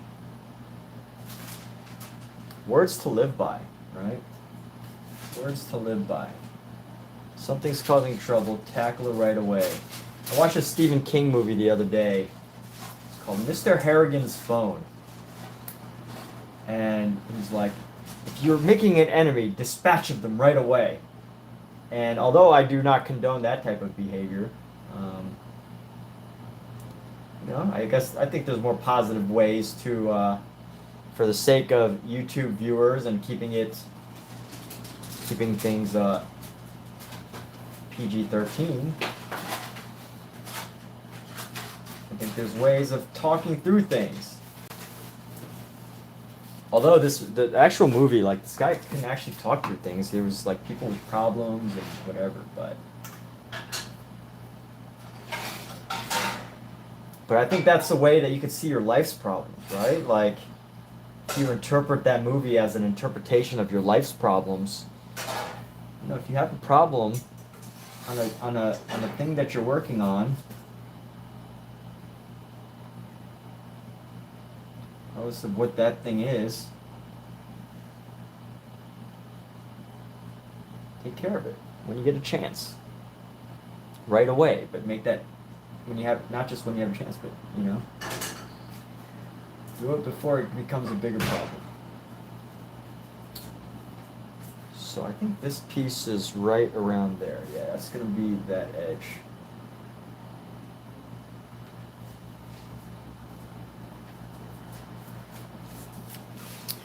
And we're basically reforming what we had before. And then how we're going to do this harder edge here. I'm going to bring this around.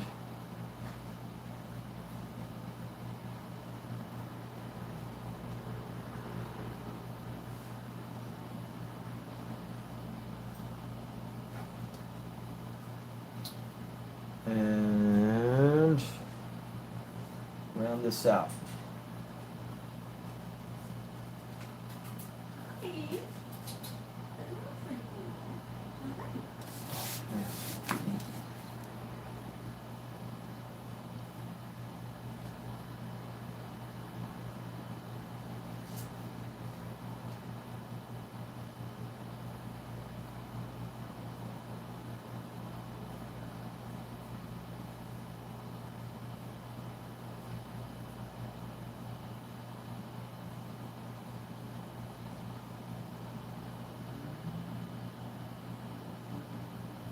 I mean, this is a painting after all. It's not actually realism.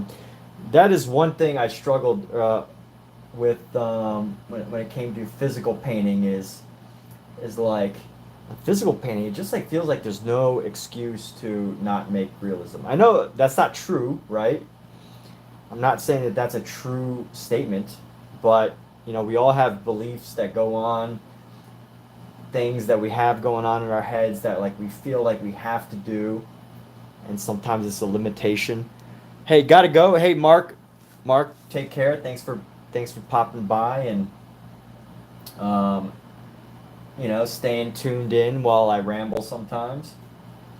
And I'm the rambling man, rambling artist. So here we go. I'm gonna go down this back right here, and where should that curve happen? Right past. Right there.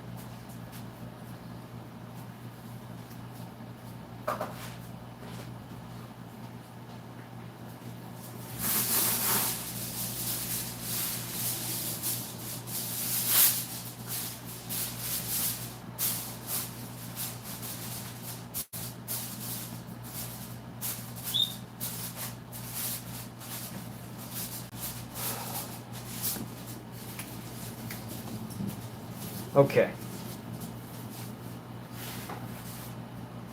These shadows are much different than these other shadows, so we gotta be a bit more careful with them. Alexa, set timer for 45 minutes. 45 minutes. Starting now. Starting now. Create that nice hard edge right there. Soften it a little bit in the middle. And then we're going to soften this piece right here.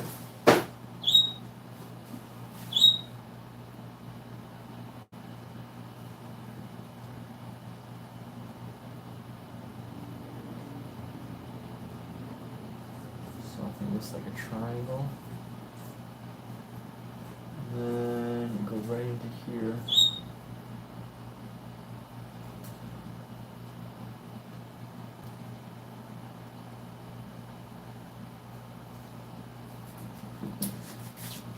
And let's grab a nice chunk of white.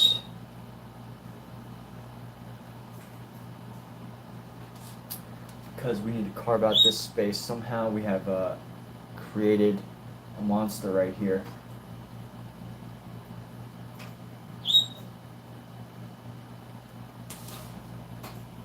Alright, there we go.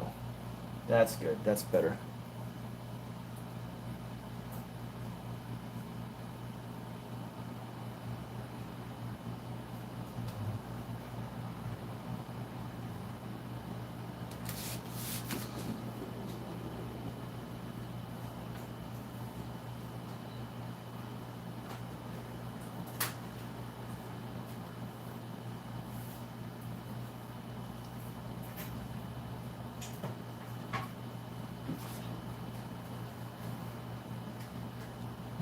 You know, I might just end up leaving some of this pretty rough to make it look like there's some crazy musculature or something happening that is kind of hard to understand. I might actually leave it like that.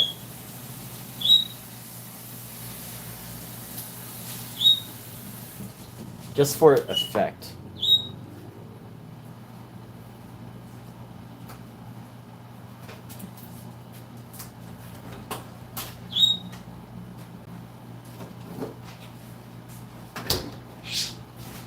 Or even here. Let's add a little bit of this green shadow. I'm gonna bring in this green shadow. And let's just try something else here. So I'm trying to get just the right detail and the right level of detail. And I feel like I'm not getting that with what I'm doing. And part of that is me wanting to like create a level of dimension in these forms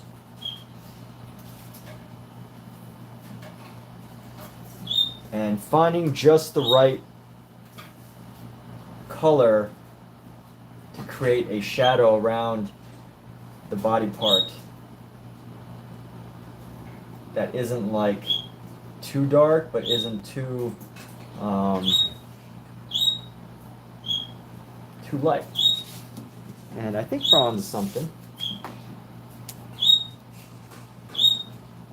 I think we're almost onto something. This is a good transitional color.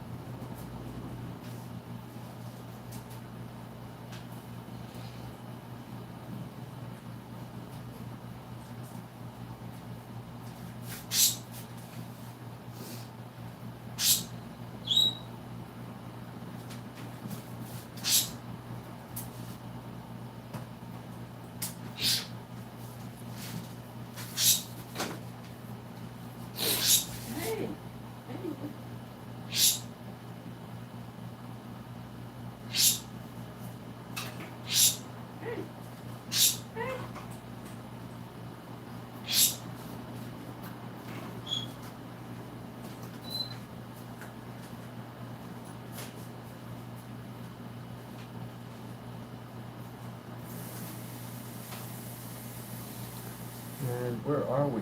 We are right here.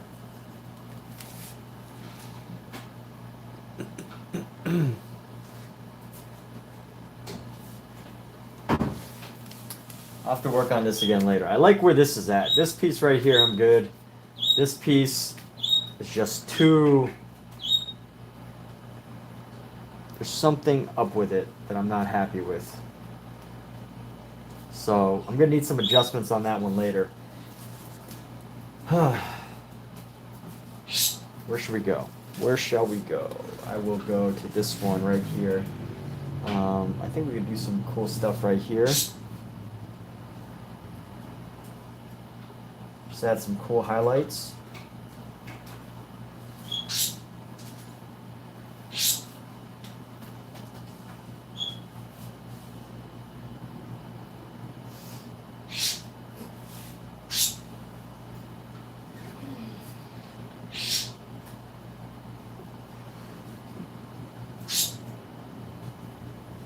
And we're gonna go this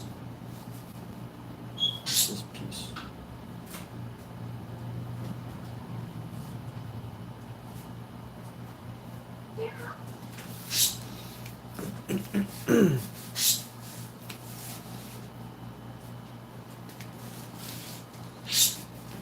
Let's do something unusual. We're gonna take our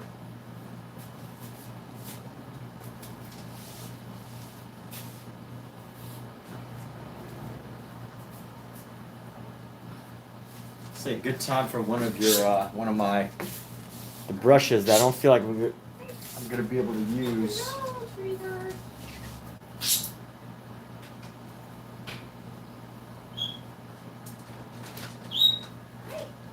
Hi. Hello.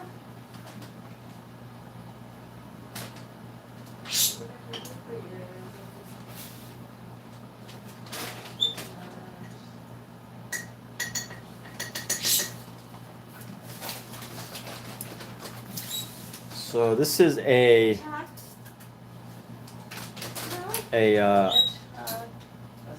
what do they call this? The name's right here. A comber brush. So the thing about the comber brush is it has all these separate bristles, and I feel like the bristles will help me get the effect that I want onto this part right here. So let's try that. I need some darker colors and I need some lighter colors. Wanna play first? Here. Want the squirrel? You like that? You like the squeaky noise? And I don't necessarily know. I'm not quite sure this is getting the effect that I want, but we're gonna keep going, and then we're gonna see what happens when we apply Here you go. a light color.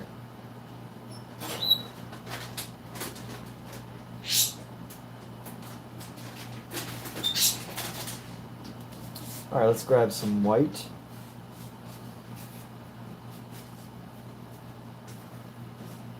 And then with this,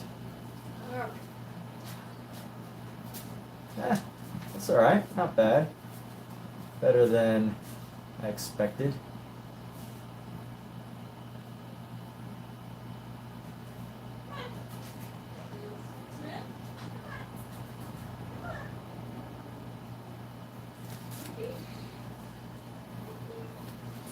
Okay, let's like go into here and just add a couple little details.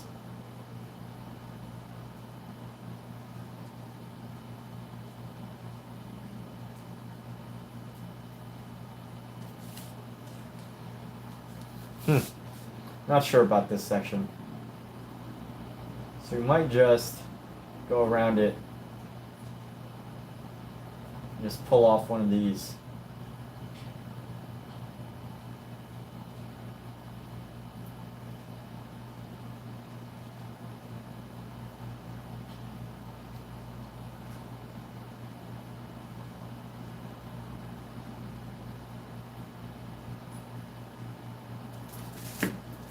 All right. Huh.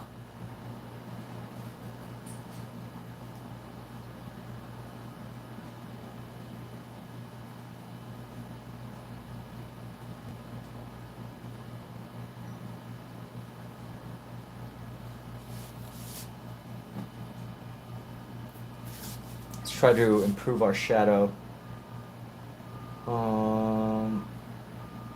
We just have to come back to this later. Let the paint dry and then rework some of the parts.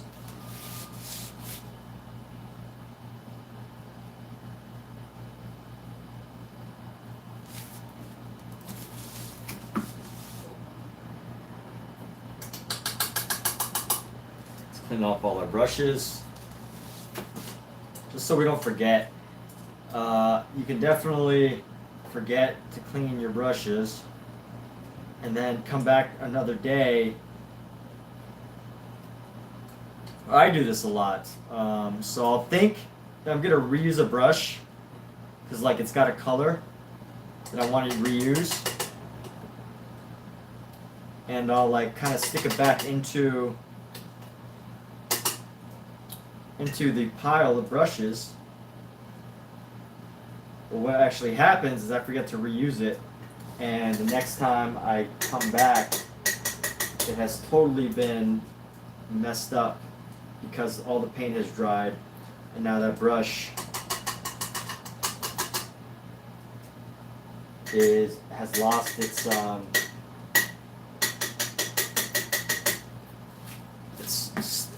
design, has lost its original bristle shape, has lost its shape. That's the word there.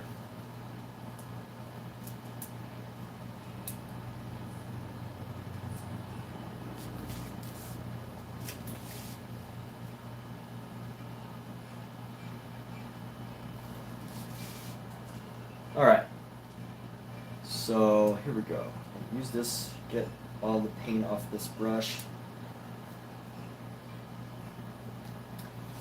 Not too worried about the comber brush, but definitely this brush, I can see a lot of the paint has really soaked into the center of the bristles, so I would like to spend some extra effort to try to get into there, because that's where the color's really going to mess up the brush. Let me just do a little bit more of a bit more.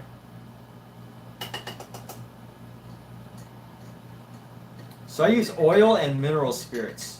So oil and some mineral spirits, and kind of mix the two, and that helps me really get into the crevices. Oh, there we go. All right.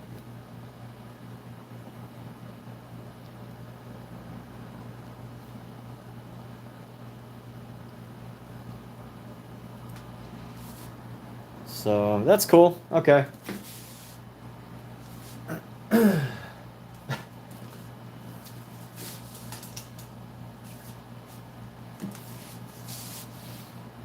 This is still going to need a lot more work.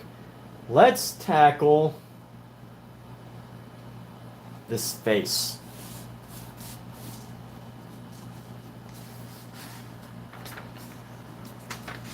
This face has so many wrinkles in it that I'm basically only going to be able, and I also want to tackle the lip. How do we do the lip?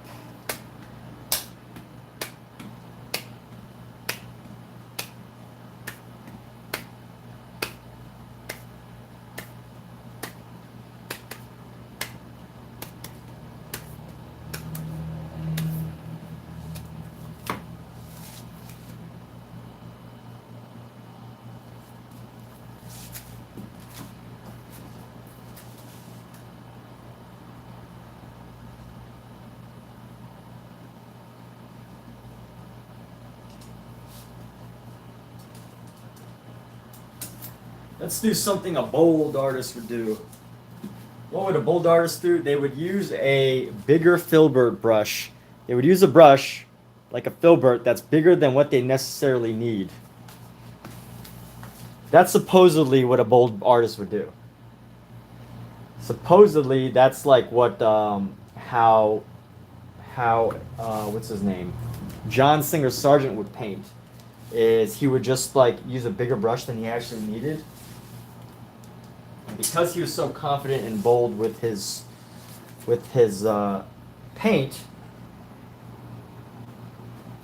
he would just, that's how he'd paint. So let's access our inner John Singer Sargent and use a bigger brush than I'm comfortable with. and see what we can do with it, what we can come up with. So here we go. I'm going to go first into the nose here and just reestablish some of the color zone. We've got a nice cool blue going on, which is great.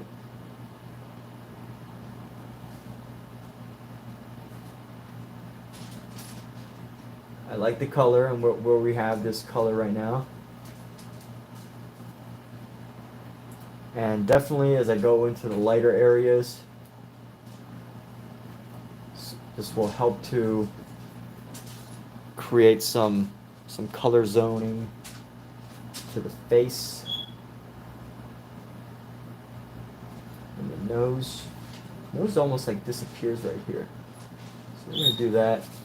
And don't get me wrong, I think I will definitely use a lighter a less dark, less big brush at some point, but I think for the initial part, you know, we can practice a little bit of creative courage. And by creative courage, I mean the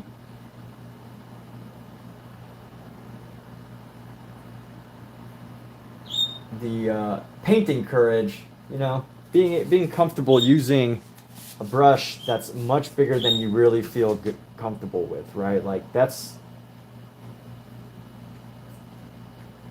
I don't know the context of when I learned that a lot of artists would just paint with brushes way bigger than necessary, or what like you might think of for like a super fine detailed painting.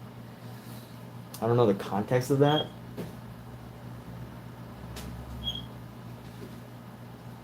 But I think there's some truth to it, you know? Like if you're so focused on the small details, if you're so focused on the like minor details, and you kind of like lose sight of having creative confidence because you become so focused on the little details which matter, but then you can, you know, you could just endlessly paint the little details all day long, and I think that kind of takes the fun away from painting. So I'm just going in here and trying the bigger brush than you're comfortable with technique. I don't know what you would call that. I guess just regular painting. And I feel like it's working, you know? He's got these features that are being pushed in here, and I think it's working a little bit. Fortunately, this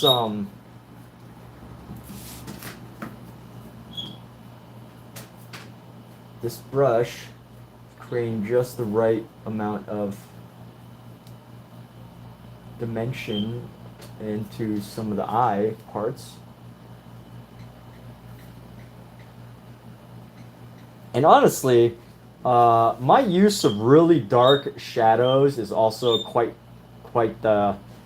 not unnatural, you know, as far as a creative choice. So I have made it a little bit harder on myself as far as this project goes.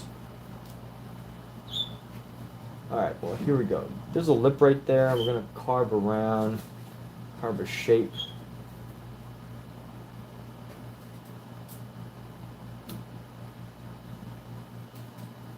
Let's just go down into here. We're going to give him a little chin. All the hairs on the chinny chin chin.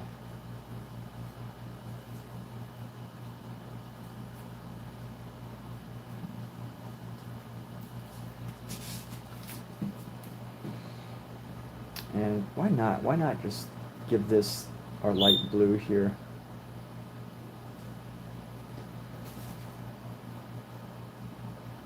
Honestly, I feel like this face has turned out pretty good despite trying the bold brush technique.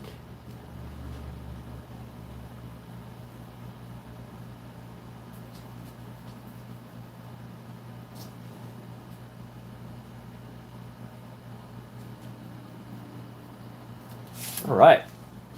Look at that. I'm actually quite surprised at how this eye has turned out. Now, at some point, I do feel like I want to add some better details to it, but I am not upset at how this looks. I feel like this technique has worked.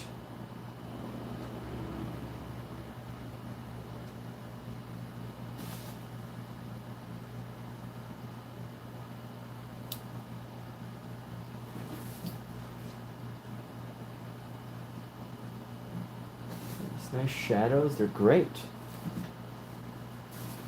Here we go. All right, not too bad. Not too bad.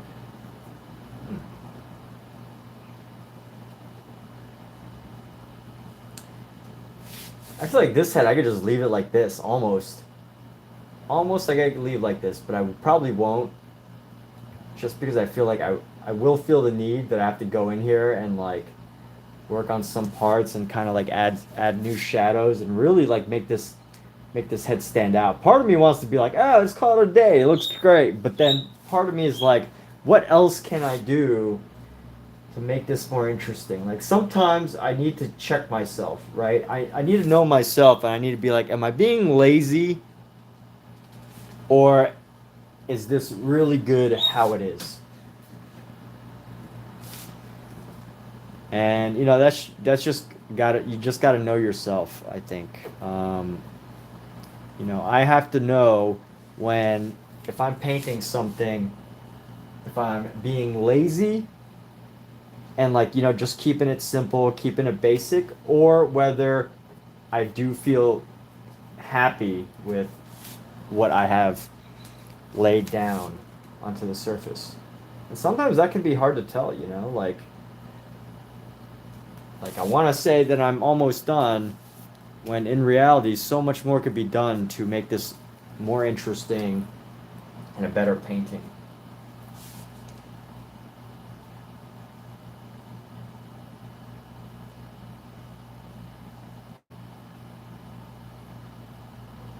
So anyway, I'm looking at it, checking back into the camera to see what's happening, and you know, that helps me to figure out what I need to do.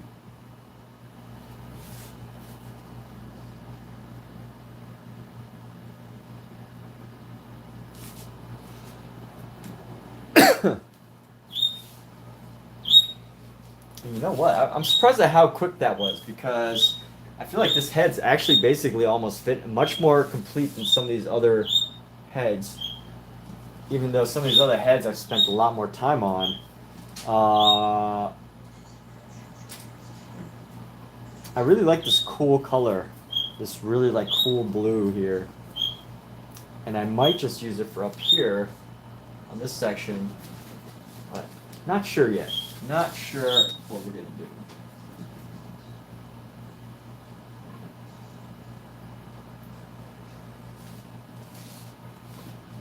This guy's still a little funky. We're gonna fix him up in a bit.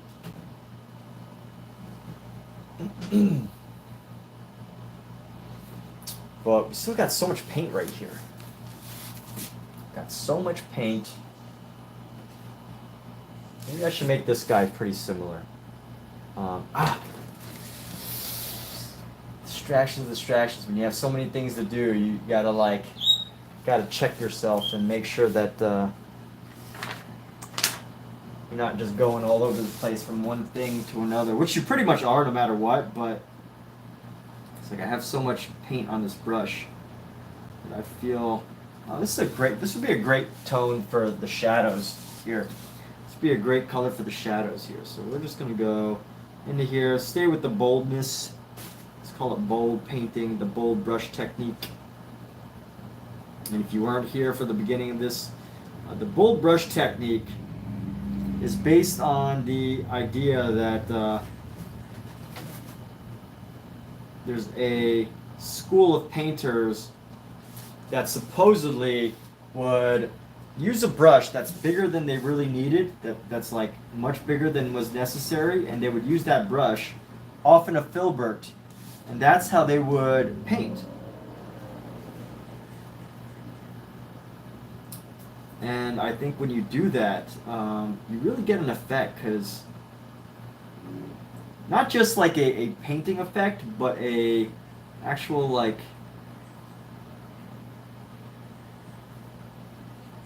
actual development of your skills, because you kind of like have to like figure out how to place things more precisely.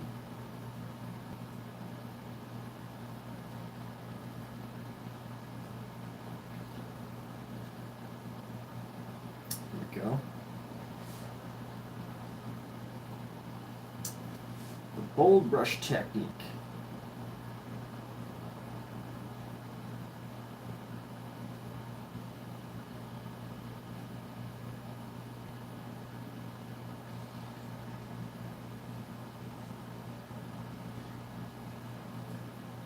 I think it helps to keep you from getting lost in details,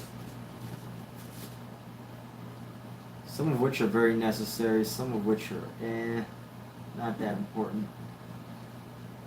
And I think that worked for this nose too, but because it's smaller, I probably need to come back to it, or I'll definitely need to come back to it later.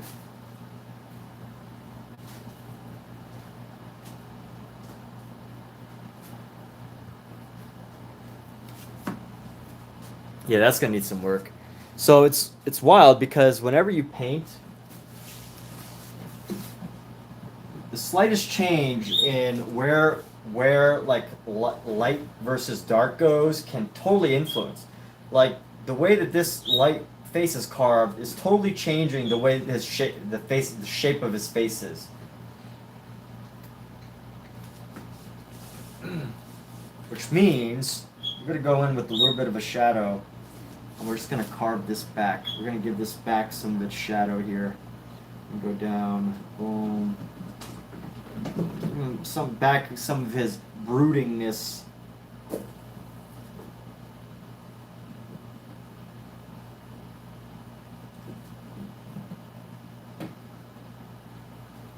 Make him seem brooding again.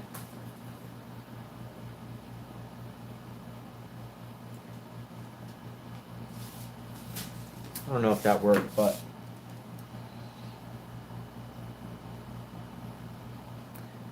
it's okay. It's just because the eye, it's kind of like, it needs to connect with the eye here. There we go.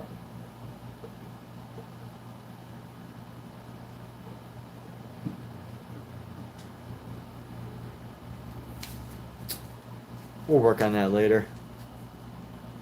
But I think that looks a lot better.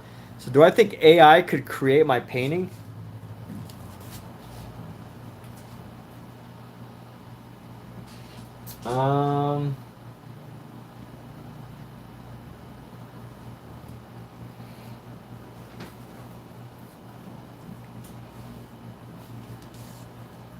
Do I think if AI was to scan this and try to recreate it stroke by stroke? No, I don't. You know what? Honestly, I don't think AI could recreate my painting.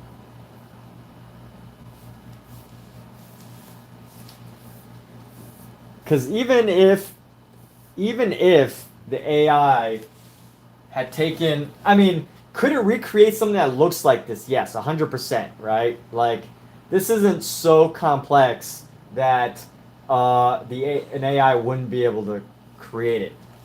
However, do I think AI could? But do I think AI would be able to recreate it? No, because there's like so many layers into this. And I don't mean like layers, like emotional layers, or like, you know, layers of humanity or anything like that. But like physically, there are a lot of layers of paint in here. Layers of paint. And it would be hard for the AI to capture a lot of the colors. Like, it would be able to get the base color, right? Like, I think the AI would work like this. It would say, oh, this is, you know, code 003X2 hex color of gray, and then it would put that down there, but then it wouldn't capture the texture, the texture of the brush. So there's too many things as far as painting goes that I don't think AI would be able to do it.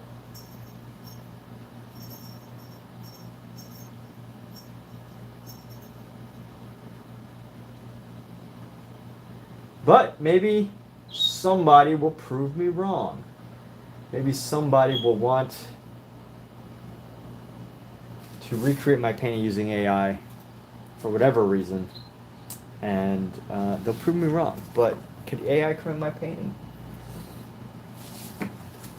Could it come up with the idea? I don't think so. Like, the idea isn't even that complex, though. It's just like, basically it's a collage, but rather than cutting things out of paper, I painted them. So there's the prompt. Anybody wants to steal ideas, there's the prompt answer for you. What would be the prompt? A collage of classical heads. I think that's what I would use as the prompt if I was really trying to do this. But I think it would come up with something totally different. I don't think it would come up with this exact idea.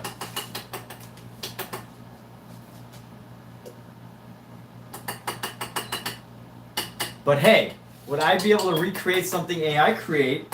No.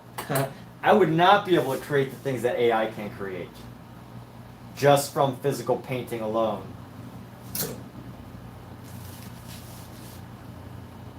I don't think I could, because it's all digital. And digital just looks totally different. Other than, aside from like copy pasting, I would not be able to come up with some of these ideas. I mean, AI is a collective effort, right? AI is a collective effort of everything that humans have created up until this point, right? Like, how crazy, I have to scratch my nose, how crazy is it to think that AI is literally a collective analysis of every image that has ever existed and exists, and every idea, every concept, every image, every movie, every face that has ever been on the internet is part of AI. Like, you simply can't beat that. But I don't think they'll have I don't think it'll be able to create this painting with the same qualities. So you thought about seeing if you could come up with prompts and make a painting from those prompts, then punch those prompts in AI to see what it came up with. What do you mean? You thought about seeing if you could come up with prompts? I'm kind of confused as to what you're saying. Were you trying to come up with prompts about my painting or whatever, or from those prompts? Thought about seeing if you could come up with prompts, okay, and make a painting from those prompts. Yes, and punch those prompts. So you're gonna make a prompt, then make a painting from the prompt, and then take that painting as a prompt back into AI. I see like 3 layers of prompting there, so I'm kind of confused.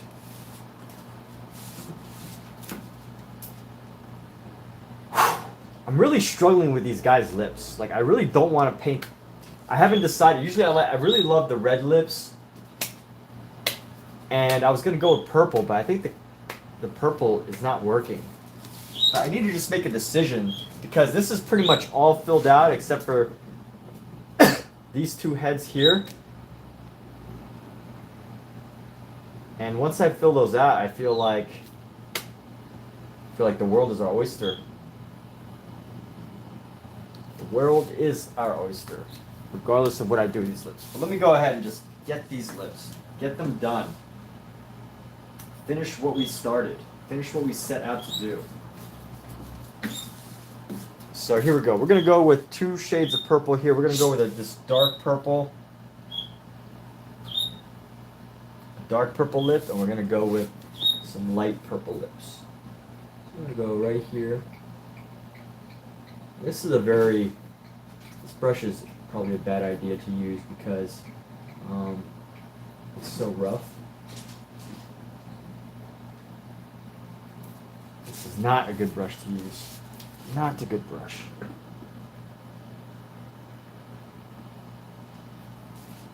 This brush has lost its fine qualities. Need to go with a different one.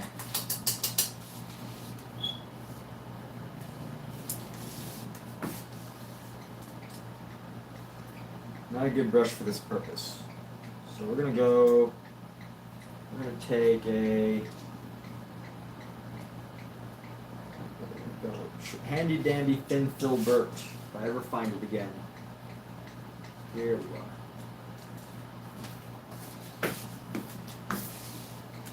Here we are. So this nice dark purple is what we're gonna do with this lip.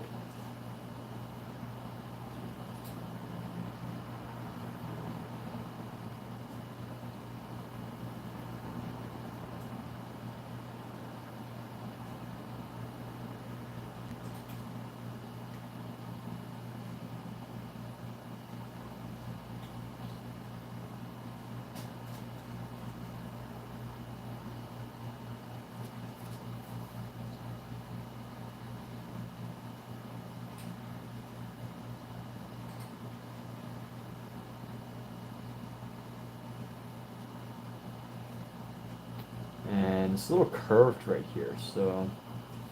And then let's go with our light purple. Clean this brush off, clean it off, and then now we're gonna go back with a light purple. I need to get some more of these really small filberts, because these are perfect. These filberts are like perfect, pretty much. And we're gonna go right into here. I'm gonna carve out this lip right around this edge. Go up with it. Trying not to pull in too much of this color, solid color. Go down with it, then up again. Although I do find myself creating a sort of angle, which should not be happening. It's not on purpose, and if it's not on purpose, then maybe it needs to be adjusted. So here we go. Come on.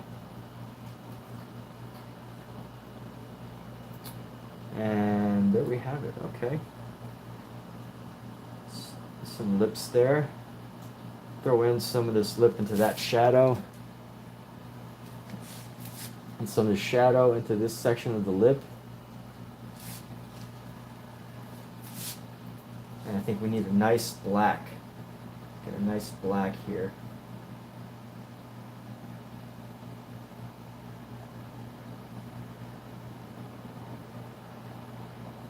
We get a nice black separator for this lip section right here.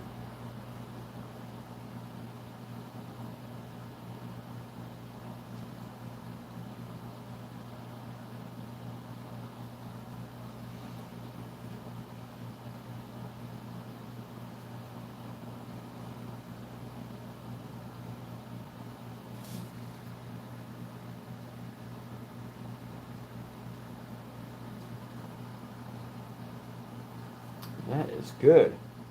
That is actually good.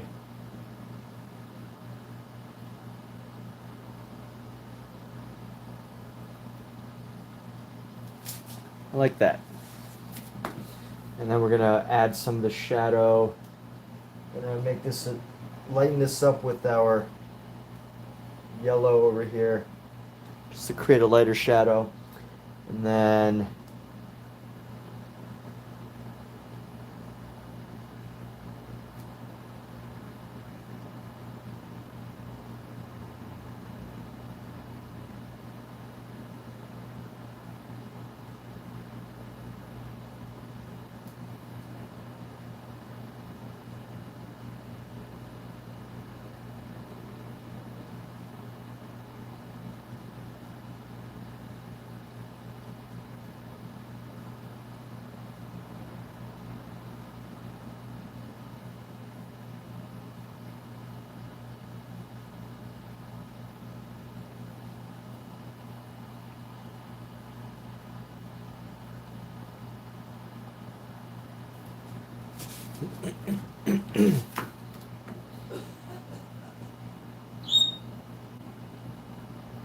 So you said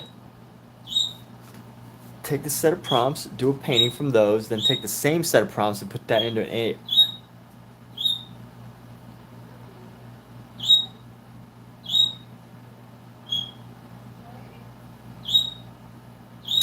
Oh, I see. So make up a prompt, do a painting, and then just see what the AI comes up with. Okay, I see what you're saying. Okay, yeah. So only 2 layers of prompts there. Yeah, yeah, that's cool. I'm sure there would be a lot of interesting things that come out of that. So now that I've decided on these lip colors, I can rest easy because this still looks so bad. But anyway, now that I've decided on this lip color, I feel like I can finish up this lip right here. We can fill in the majority of the white space except for that, except for these 2 heads that are just kind of sitting on the outside here.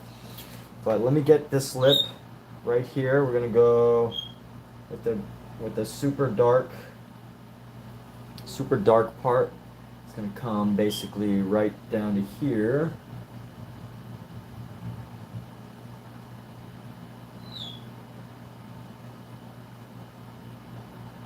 I haven't really given enough space for this lip. Does it go just past the nose?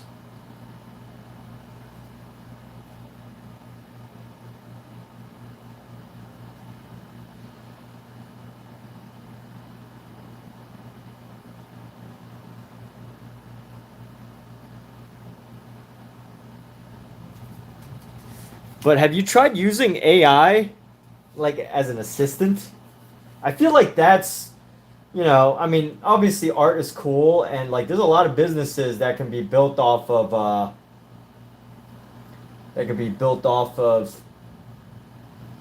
AI art. But I'd be curious, have you tried using AI as an assistant? I have not, but I've heard good things.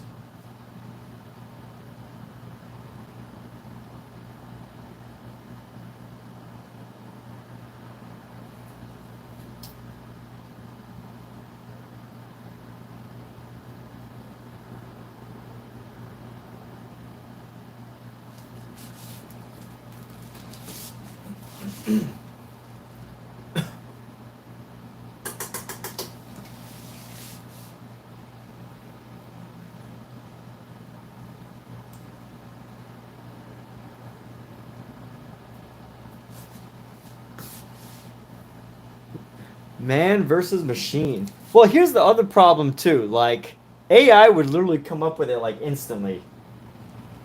So I don't even know what to say about that because of the fact that it comes up with it so instantaneously. I don't even know, like, man is not competition for machine.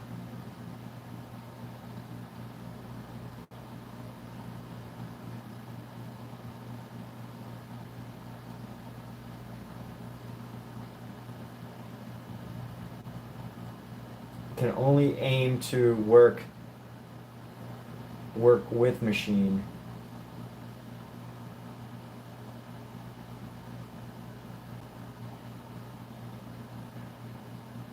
Once the prompt is created, but it does require a good artist to come up with the prompt.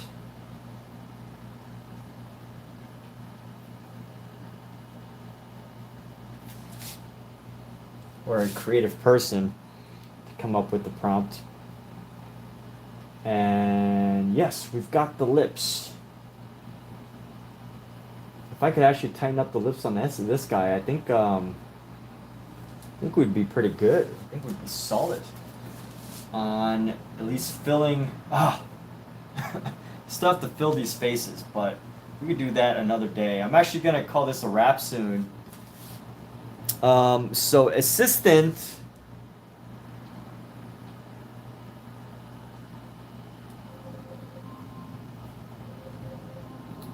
Assistant in the sense of just whatever you need, like, assistant stuff for, like, no. It has fallen into our paint. I'd actually scratch some of it off. Oh well. So assistant.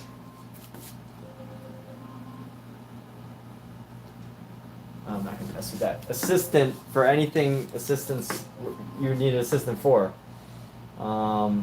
Anything. I don't know. Alexa off. Cat. Just letting you know. Like setting a schedule. I guess Alexa's my assistant. You know, I tell Alexa to set an alarm. Or like, I've seen all these ads for like Microsoft Assistant. Like the Microsoft Assistant can turn like an entire like written essay into a presentation. Like stuff like that.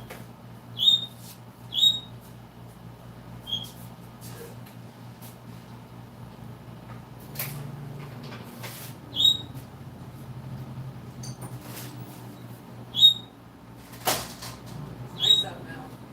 Okay.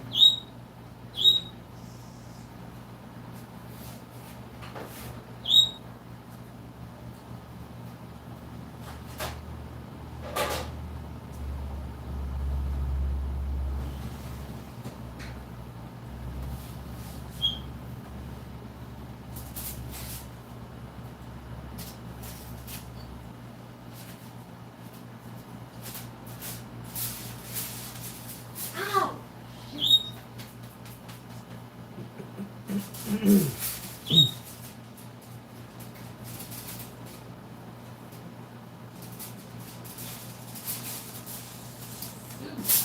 And let me clean off this brush. I'm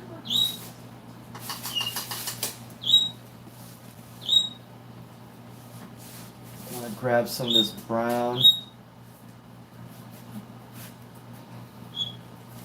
I'm gonna grab some of this. We can edit in a creative aspect versus how quickly something can be produced, more quality. Alexa, what is the name of Microsoft's AI tool? Here is an answer from an Alexa Answers contributor that I translated. Microsoft's artificial intelligence is called Cortana. Cortana. Microsoft has another one, but they have one basically, I see ads for it all the time, but it's like turn a full-on presentation into in just a few hours. Alexa, set timer for 15 minutes. Or in just a few minutes, you can create an entire presentation type of thing. Huh? From an essay. Are you seeing the ad?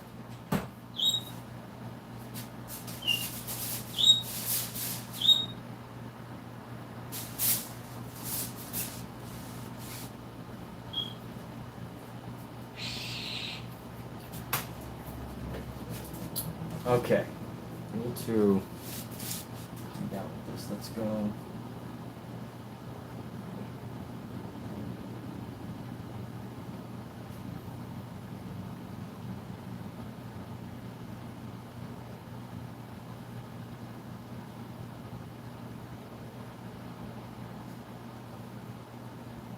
This guy's lips are kind of funky. Yeah, I mean, AI can definitely beat humans at chess at so many things. It's pretty ridiculous at this point. And you know what's even scarier? AI is already being used in war, like war games. So we're just at the beginning of the new world AI order. We're just at the beginning of it all.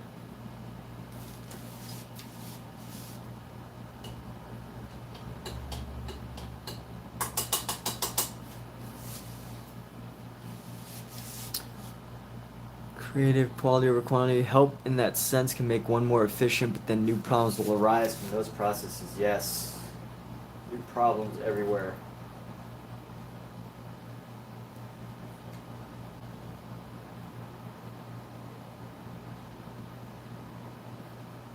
But yeah, so here's how like AI is being used in war that I've seen. I mean, obviously missiles, but I was looking at this company. I can't remember the name of it. Palantir, I guess. They were developing AI for the purpose of war, and this AI, the way they're doing it is that basically it is a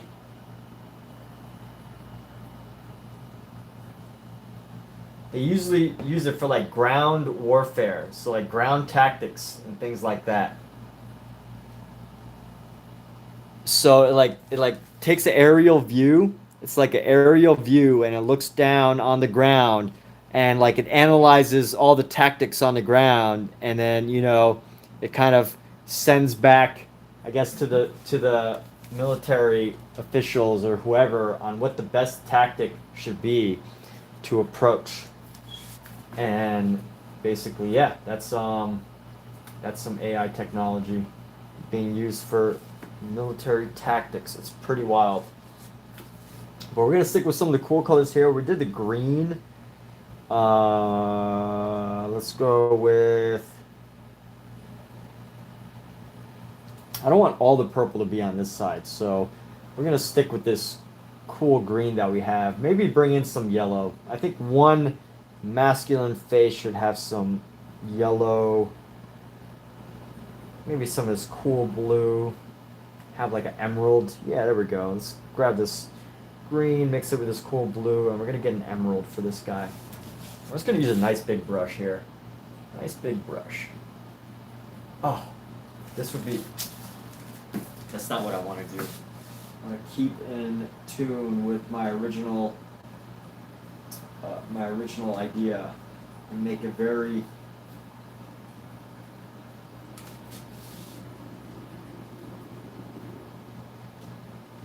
Very textured, layers, depths.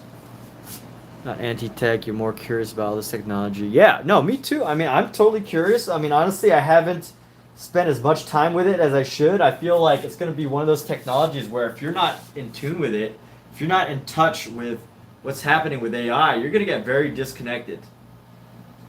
Get away, fly. You're going to become very disconnected from the world, which yeah, so if you want to stay in tune with what's happening, if you want to keep up to date, like I think AI is going to be bigger than computers were for the boomer generation. I don't know how old you are, but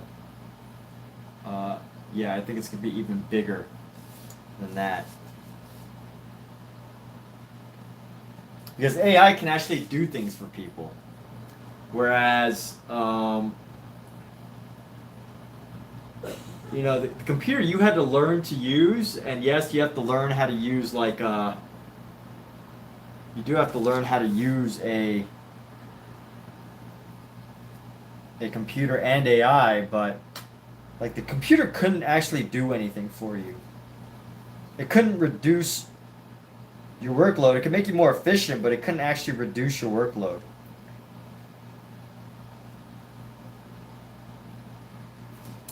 But fortunately, I think AI is actually going to be, hopefully, not going to be hard to learn. So let's go into this ear. We're going to carve into this ear here. Oh, it's a little too much color, but we're going to go up here with the ear, and go out with this ear. Come in with this ear, go up with this ear, and have another part of the ear down here, and we're just going to go use this.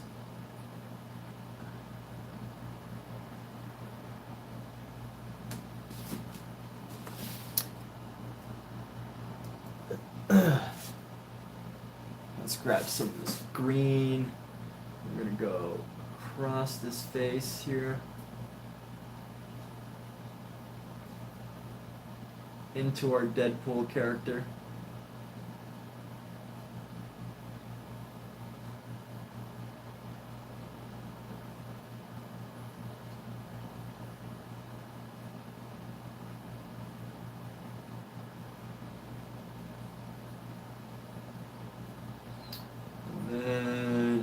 Deadpool character. And here we go. So,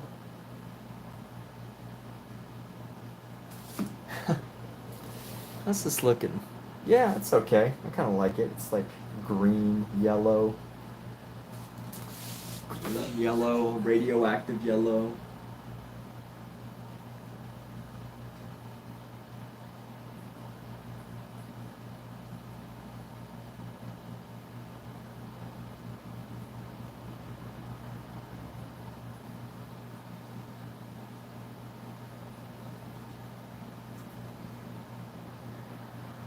And here we go. So getting into this area.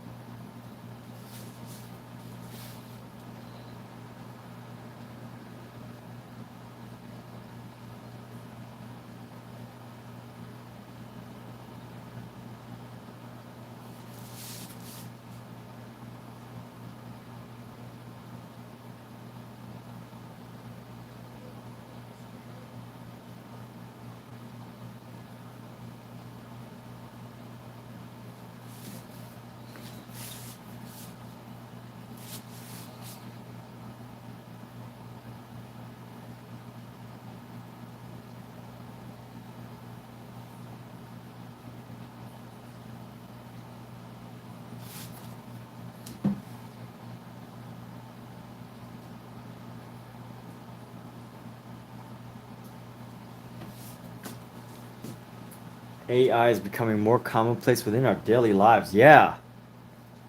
It's faster than we think, too. Way faster than we think. And we need to be prepared for it, I think. For sure. You gotta be prepared for what's gonna happen, what's about to come with AI. If you're not prepared, you're gonna be caught with your pants down. No one wants to get caught with their pants down. Especially from a job sense, you know.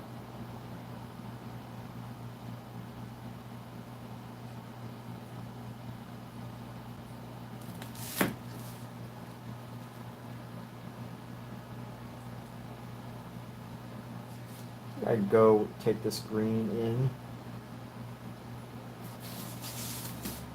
Kind of brush this in here. Brush this in rather than have this blue.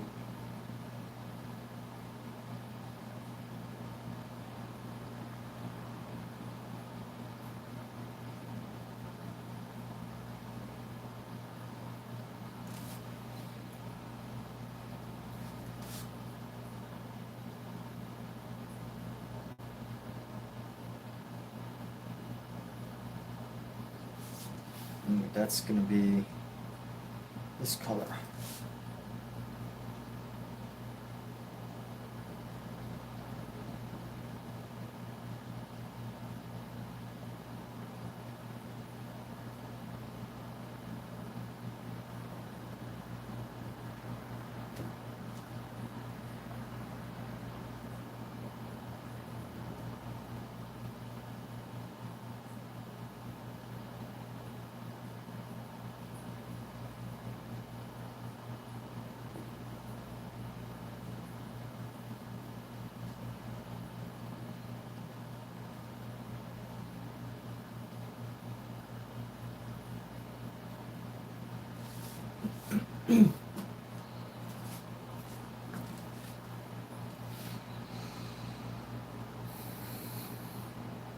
And the head's looking okay. It's looking a lot better. You've been hearing that from various sources. Yeah. Yeah, no. It's Did you ever see that Did you ever see that Instagram video? It's about Disney. And basically, Disney movies have been doing this for a long time. Basically, they take actors that are supposed to be like in the background, you know. So none of the actors, but like random people that are like in stands or whatever. And they had these crazy AI sitting in the stands clapping, but it was so creepy because it looked so like not real, but it was very creepy. And they made fun of Disney for it because the movie looked so bad.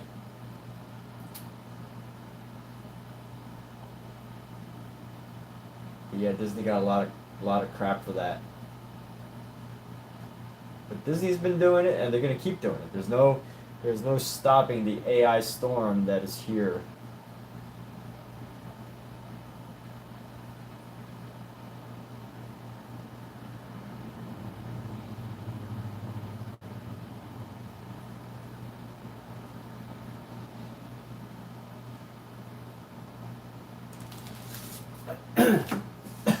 Alright, we're gonna clean off. Actually, you know what? I still have so much of this color that we can go ahead into here. Let's lay down some more of this. Let's see, where else can we put this? We could kinda, so we're gonna put this into here, right? Let's throw this color into here. Because why not?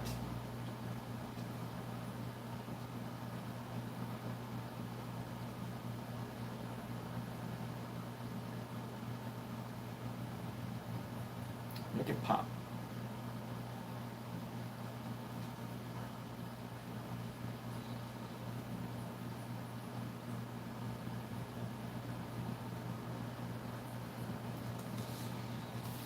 And then into here.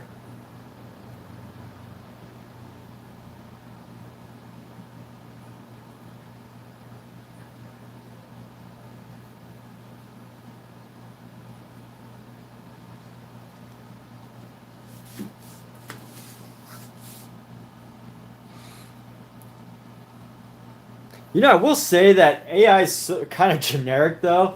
I made an entire live stream about this. I don't know if you were here, but there's a way to, like, you could tell a lot of the things that are still made by AI. Like, if you ever look at art channels on Instagram, and they'll be like, and on these art channels on Instagram, it'll say like a curator, say like there's a gallery curating a bunch of pieces for an artist, and it'll talk about the artist, and you could tell when the description about the artist was written by AI and when it was written by a human, because Alexa off, because written by AI, it's always uses the word like transcends, like it always uses really big words that humans would never use.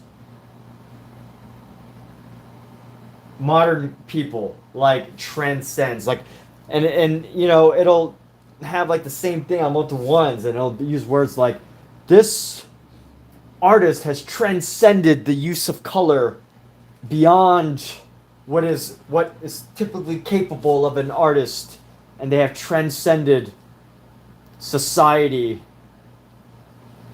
and given society a transcendent meaning.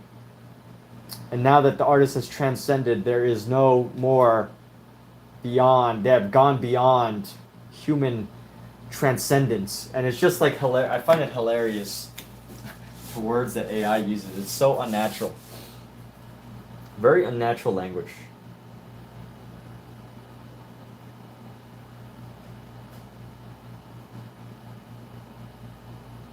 That is the most commonly abused word in AI, is the word transcendence.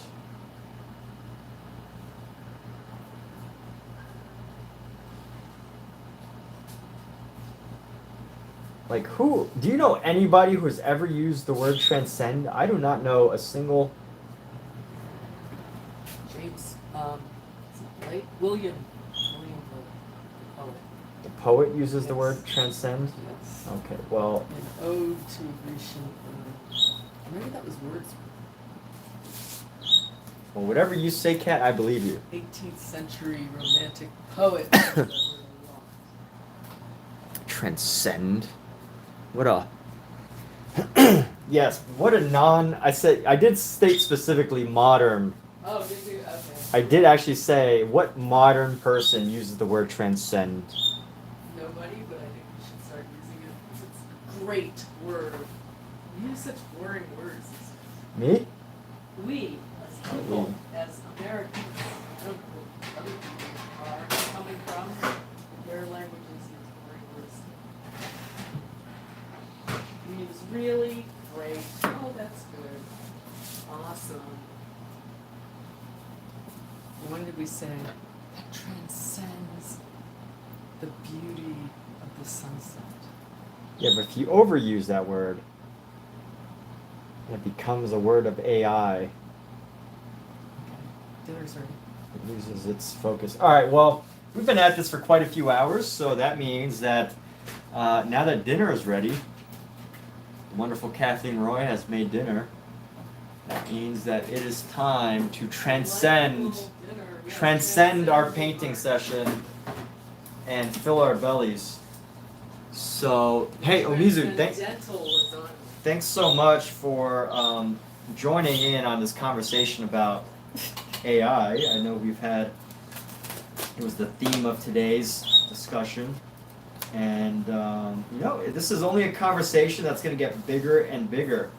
Like, soon enough, there's going to be lawsuits about Facebook and, like, how they used AI, and some lawyers are going to get in on copyright infringement, and, we're going to start getting AI to predict business decisions that are controversial, and, like, We won't need people anymore.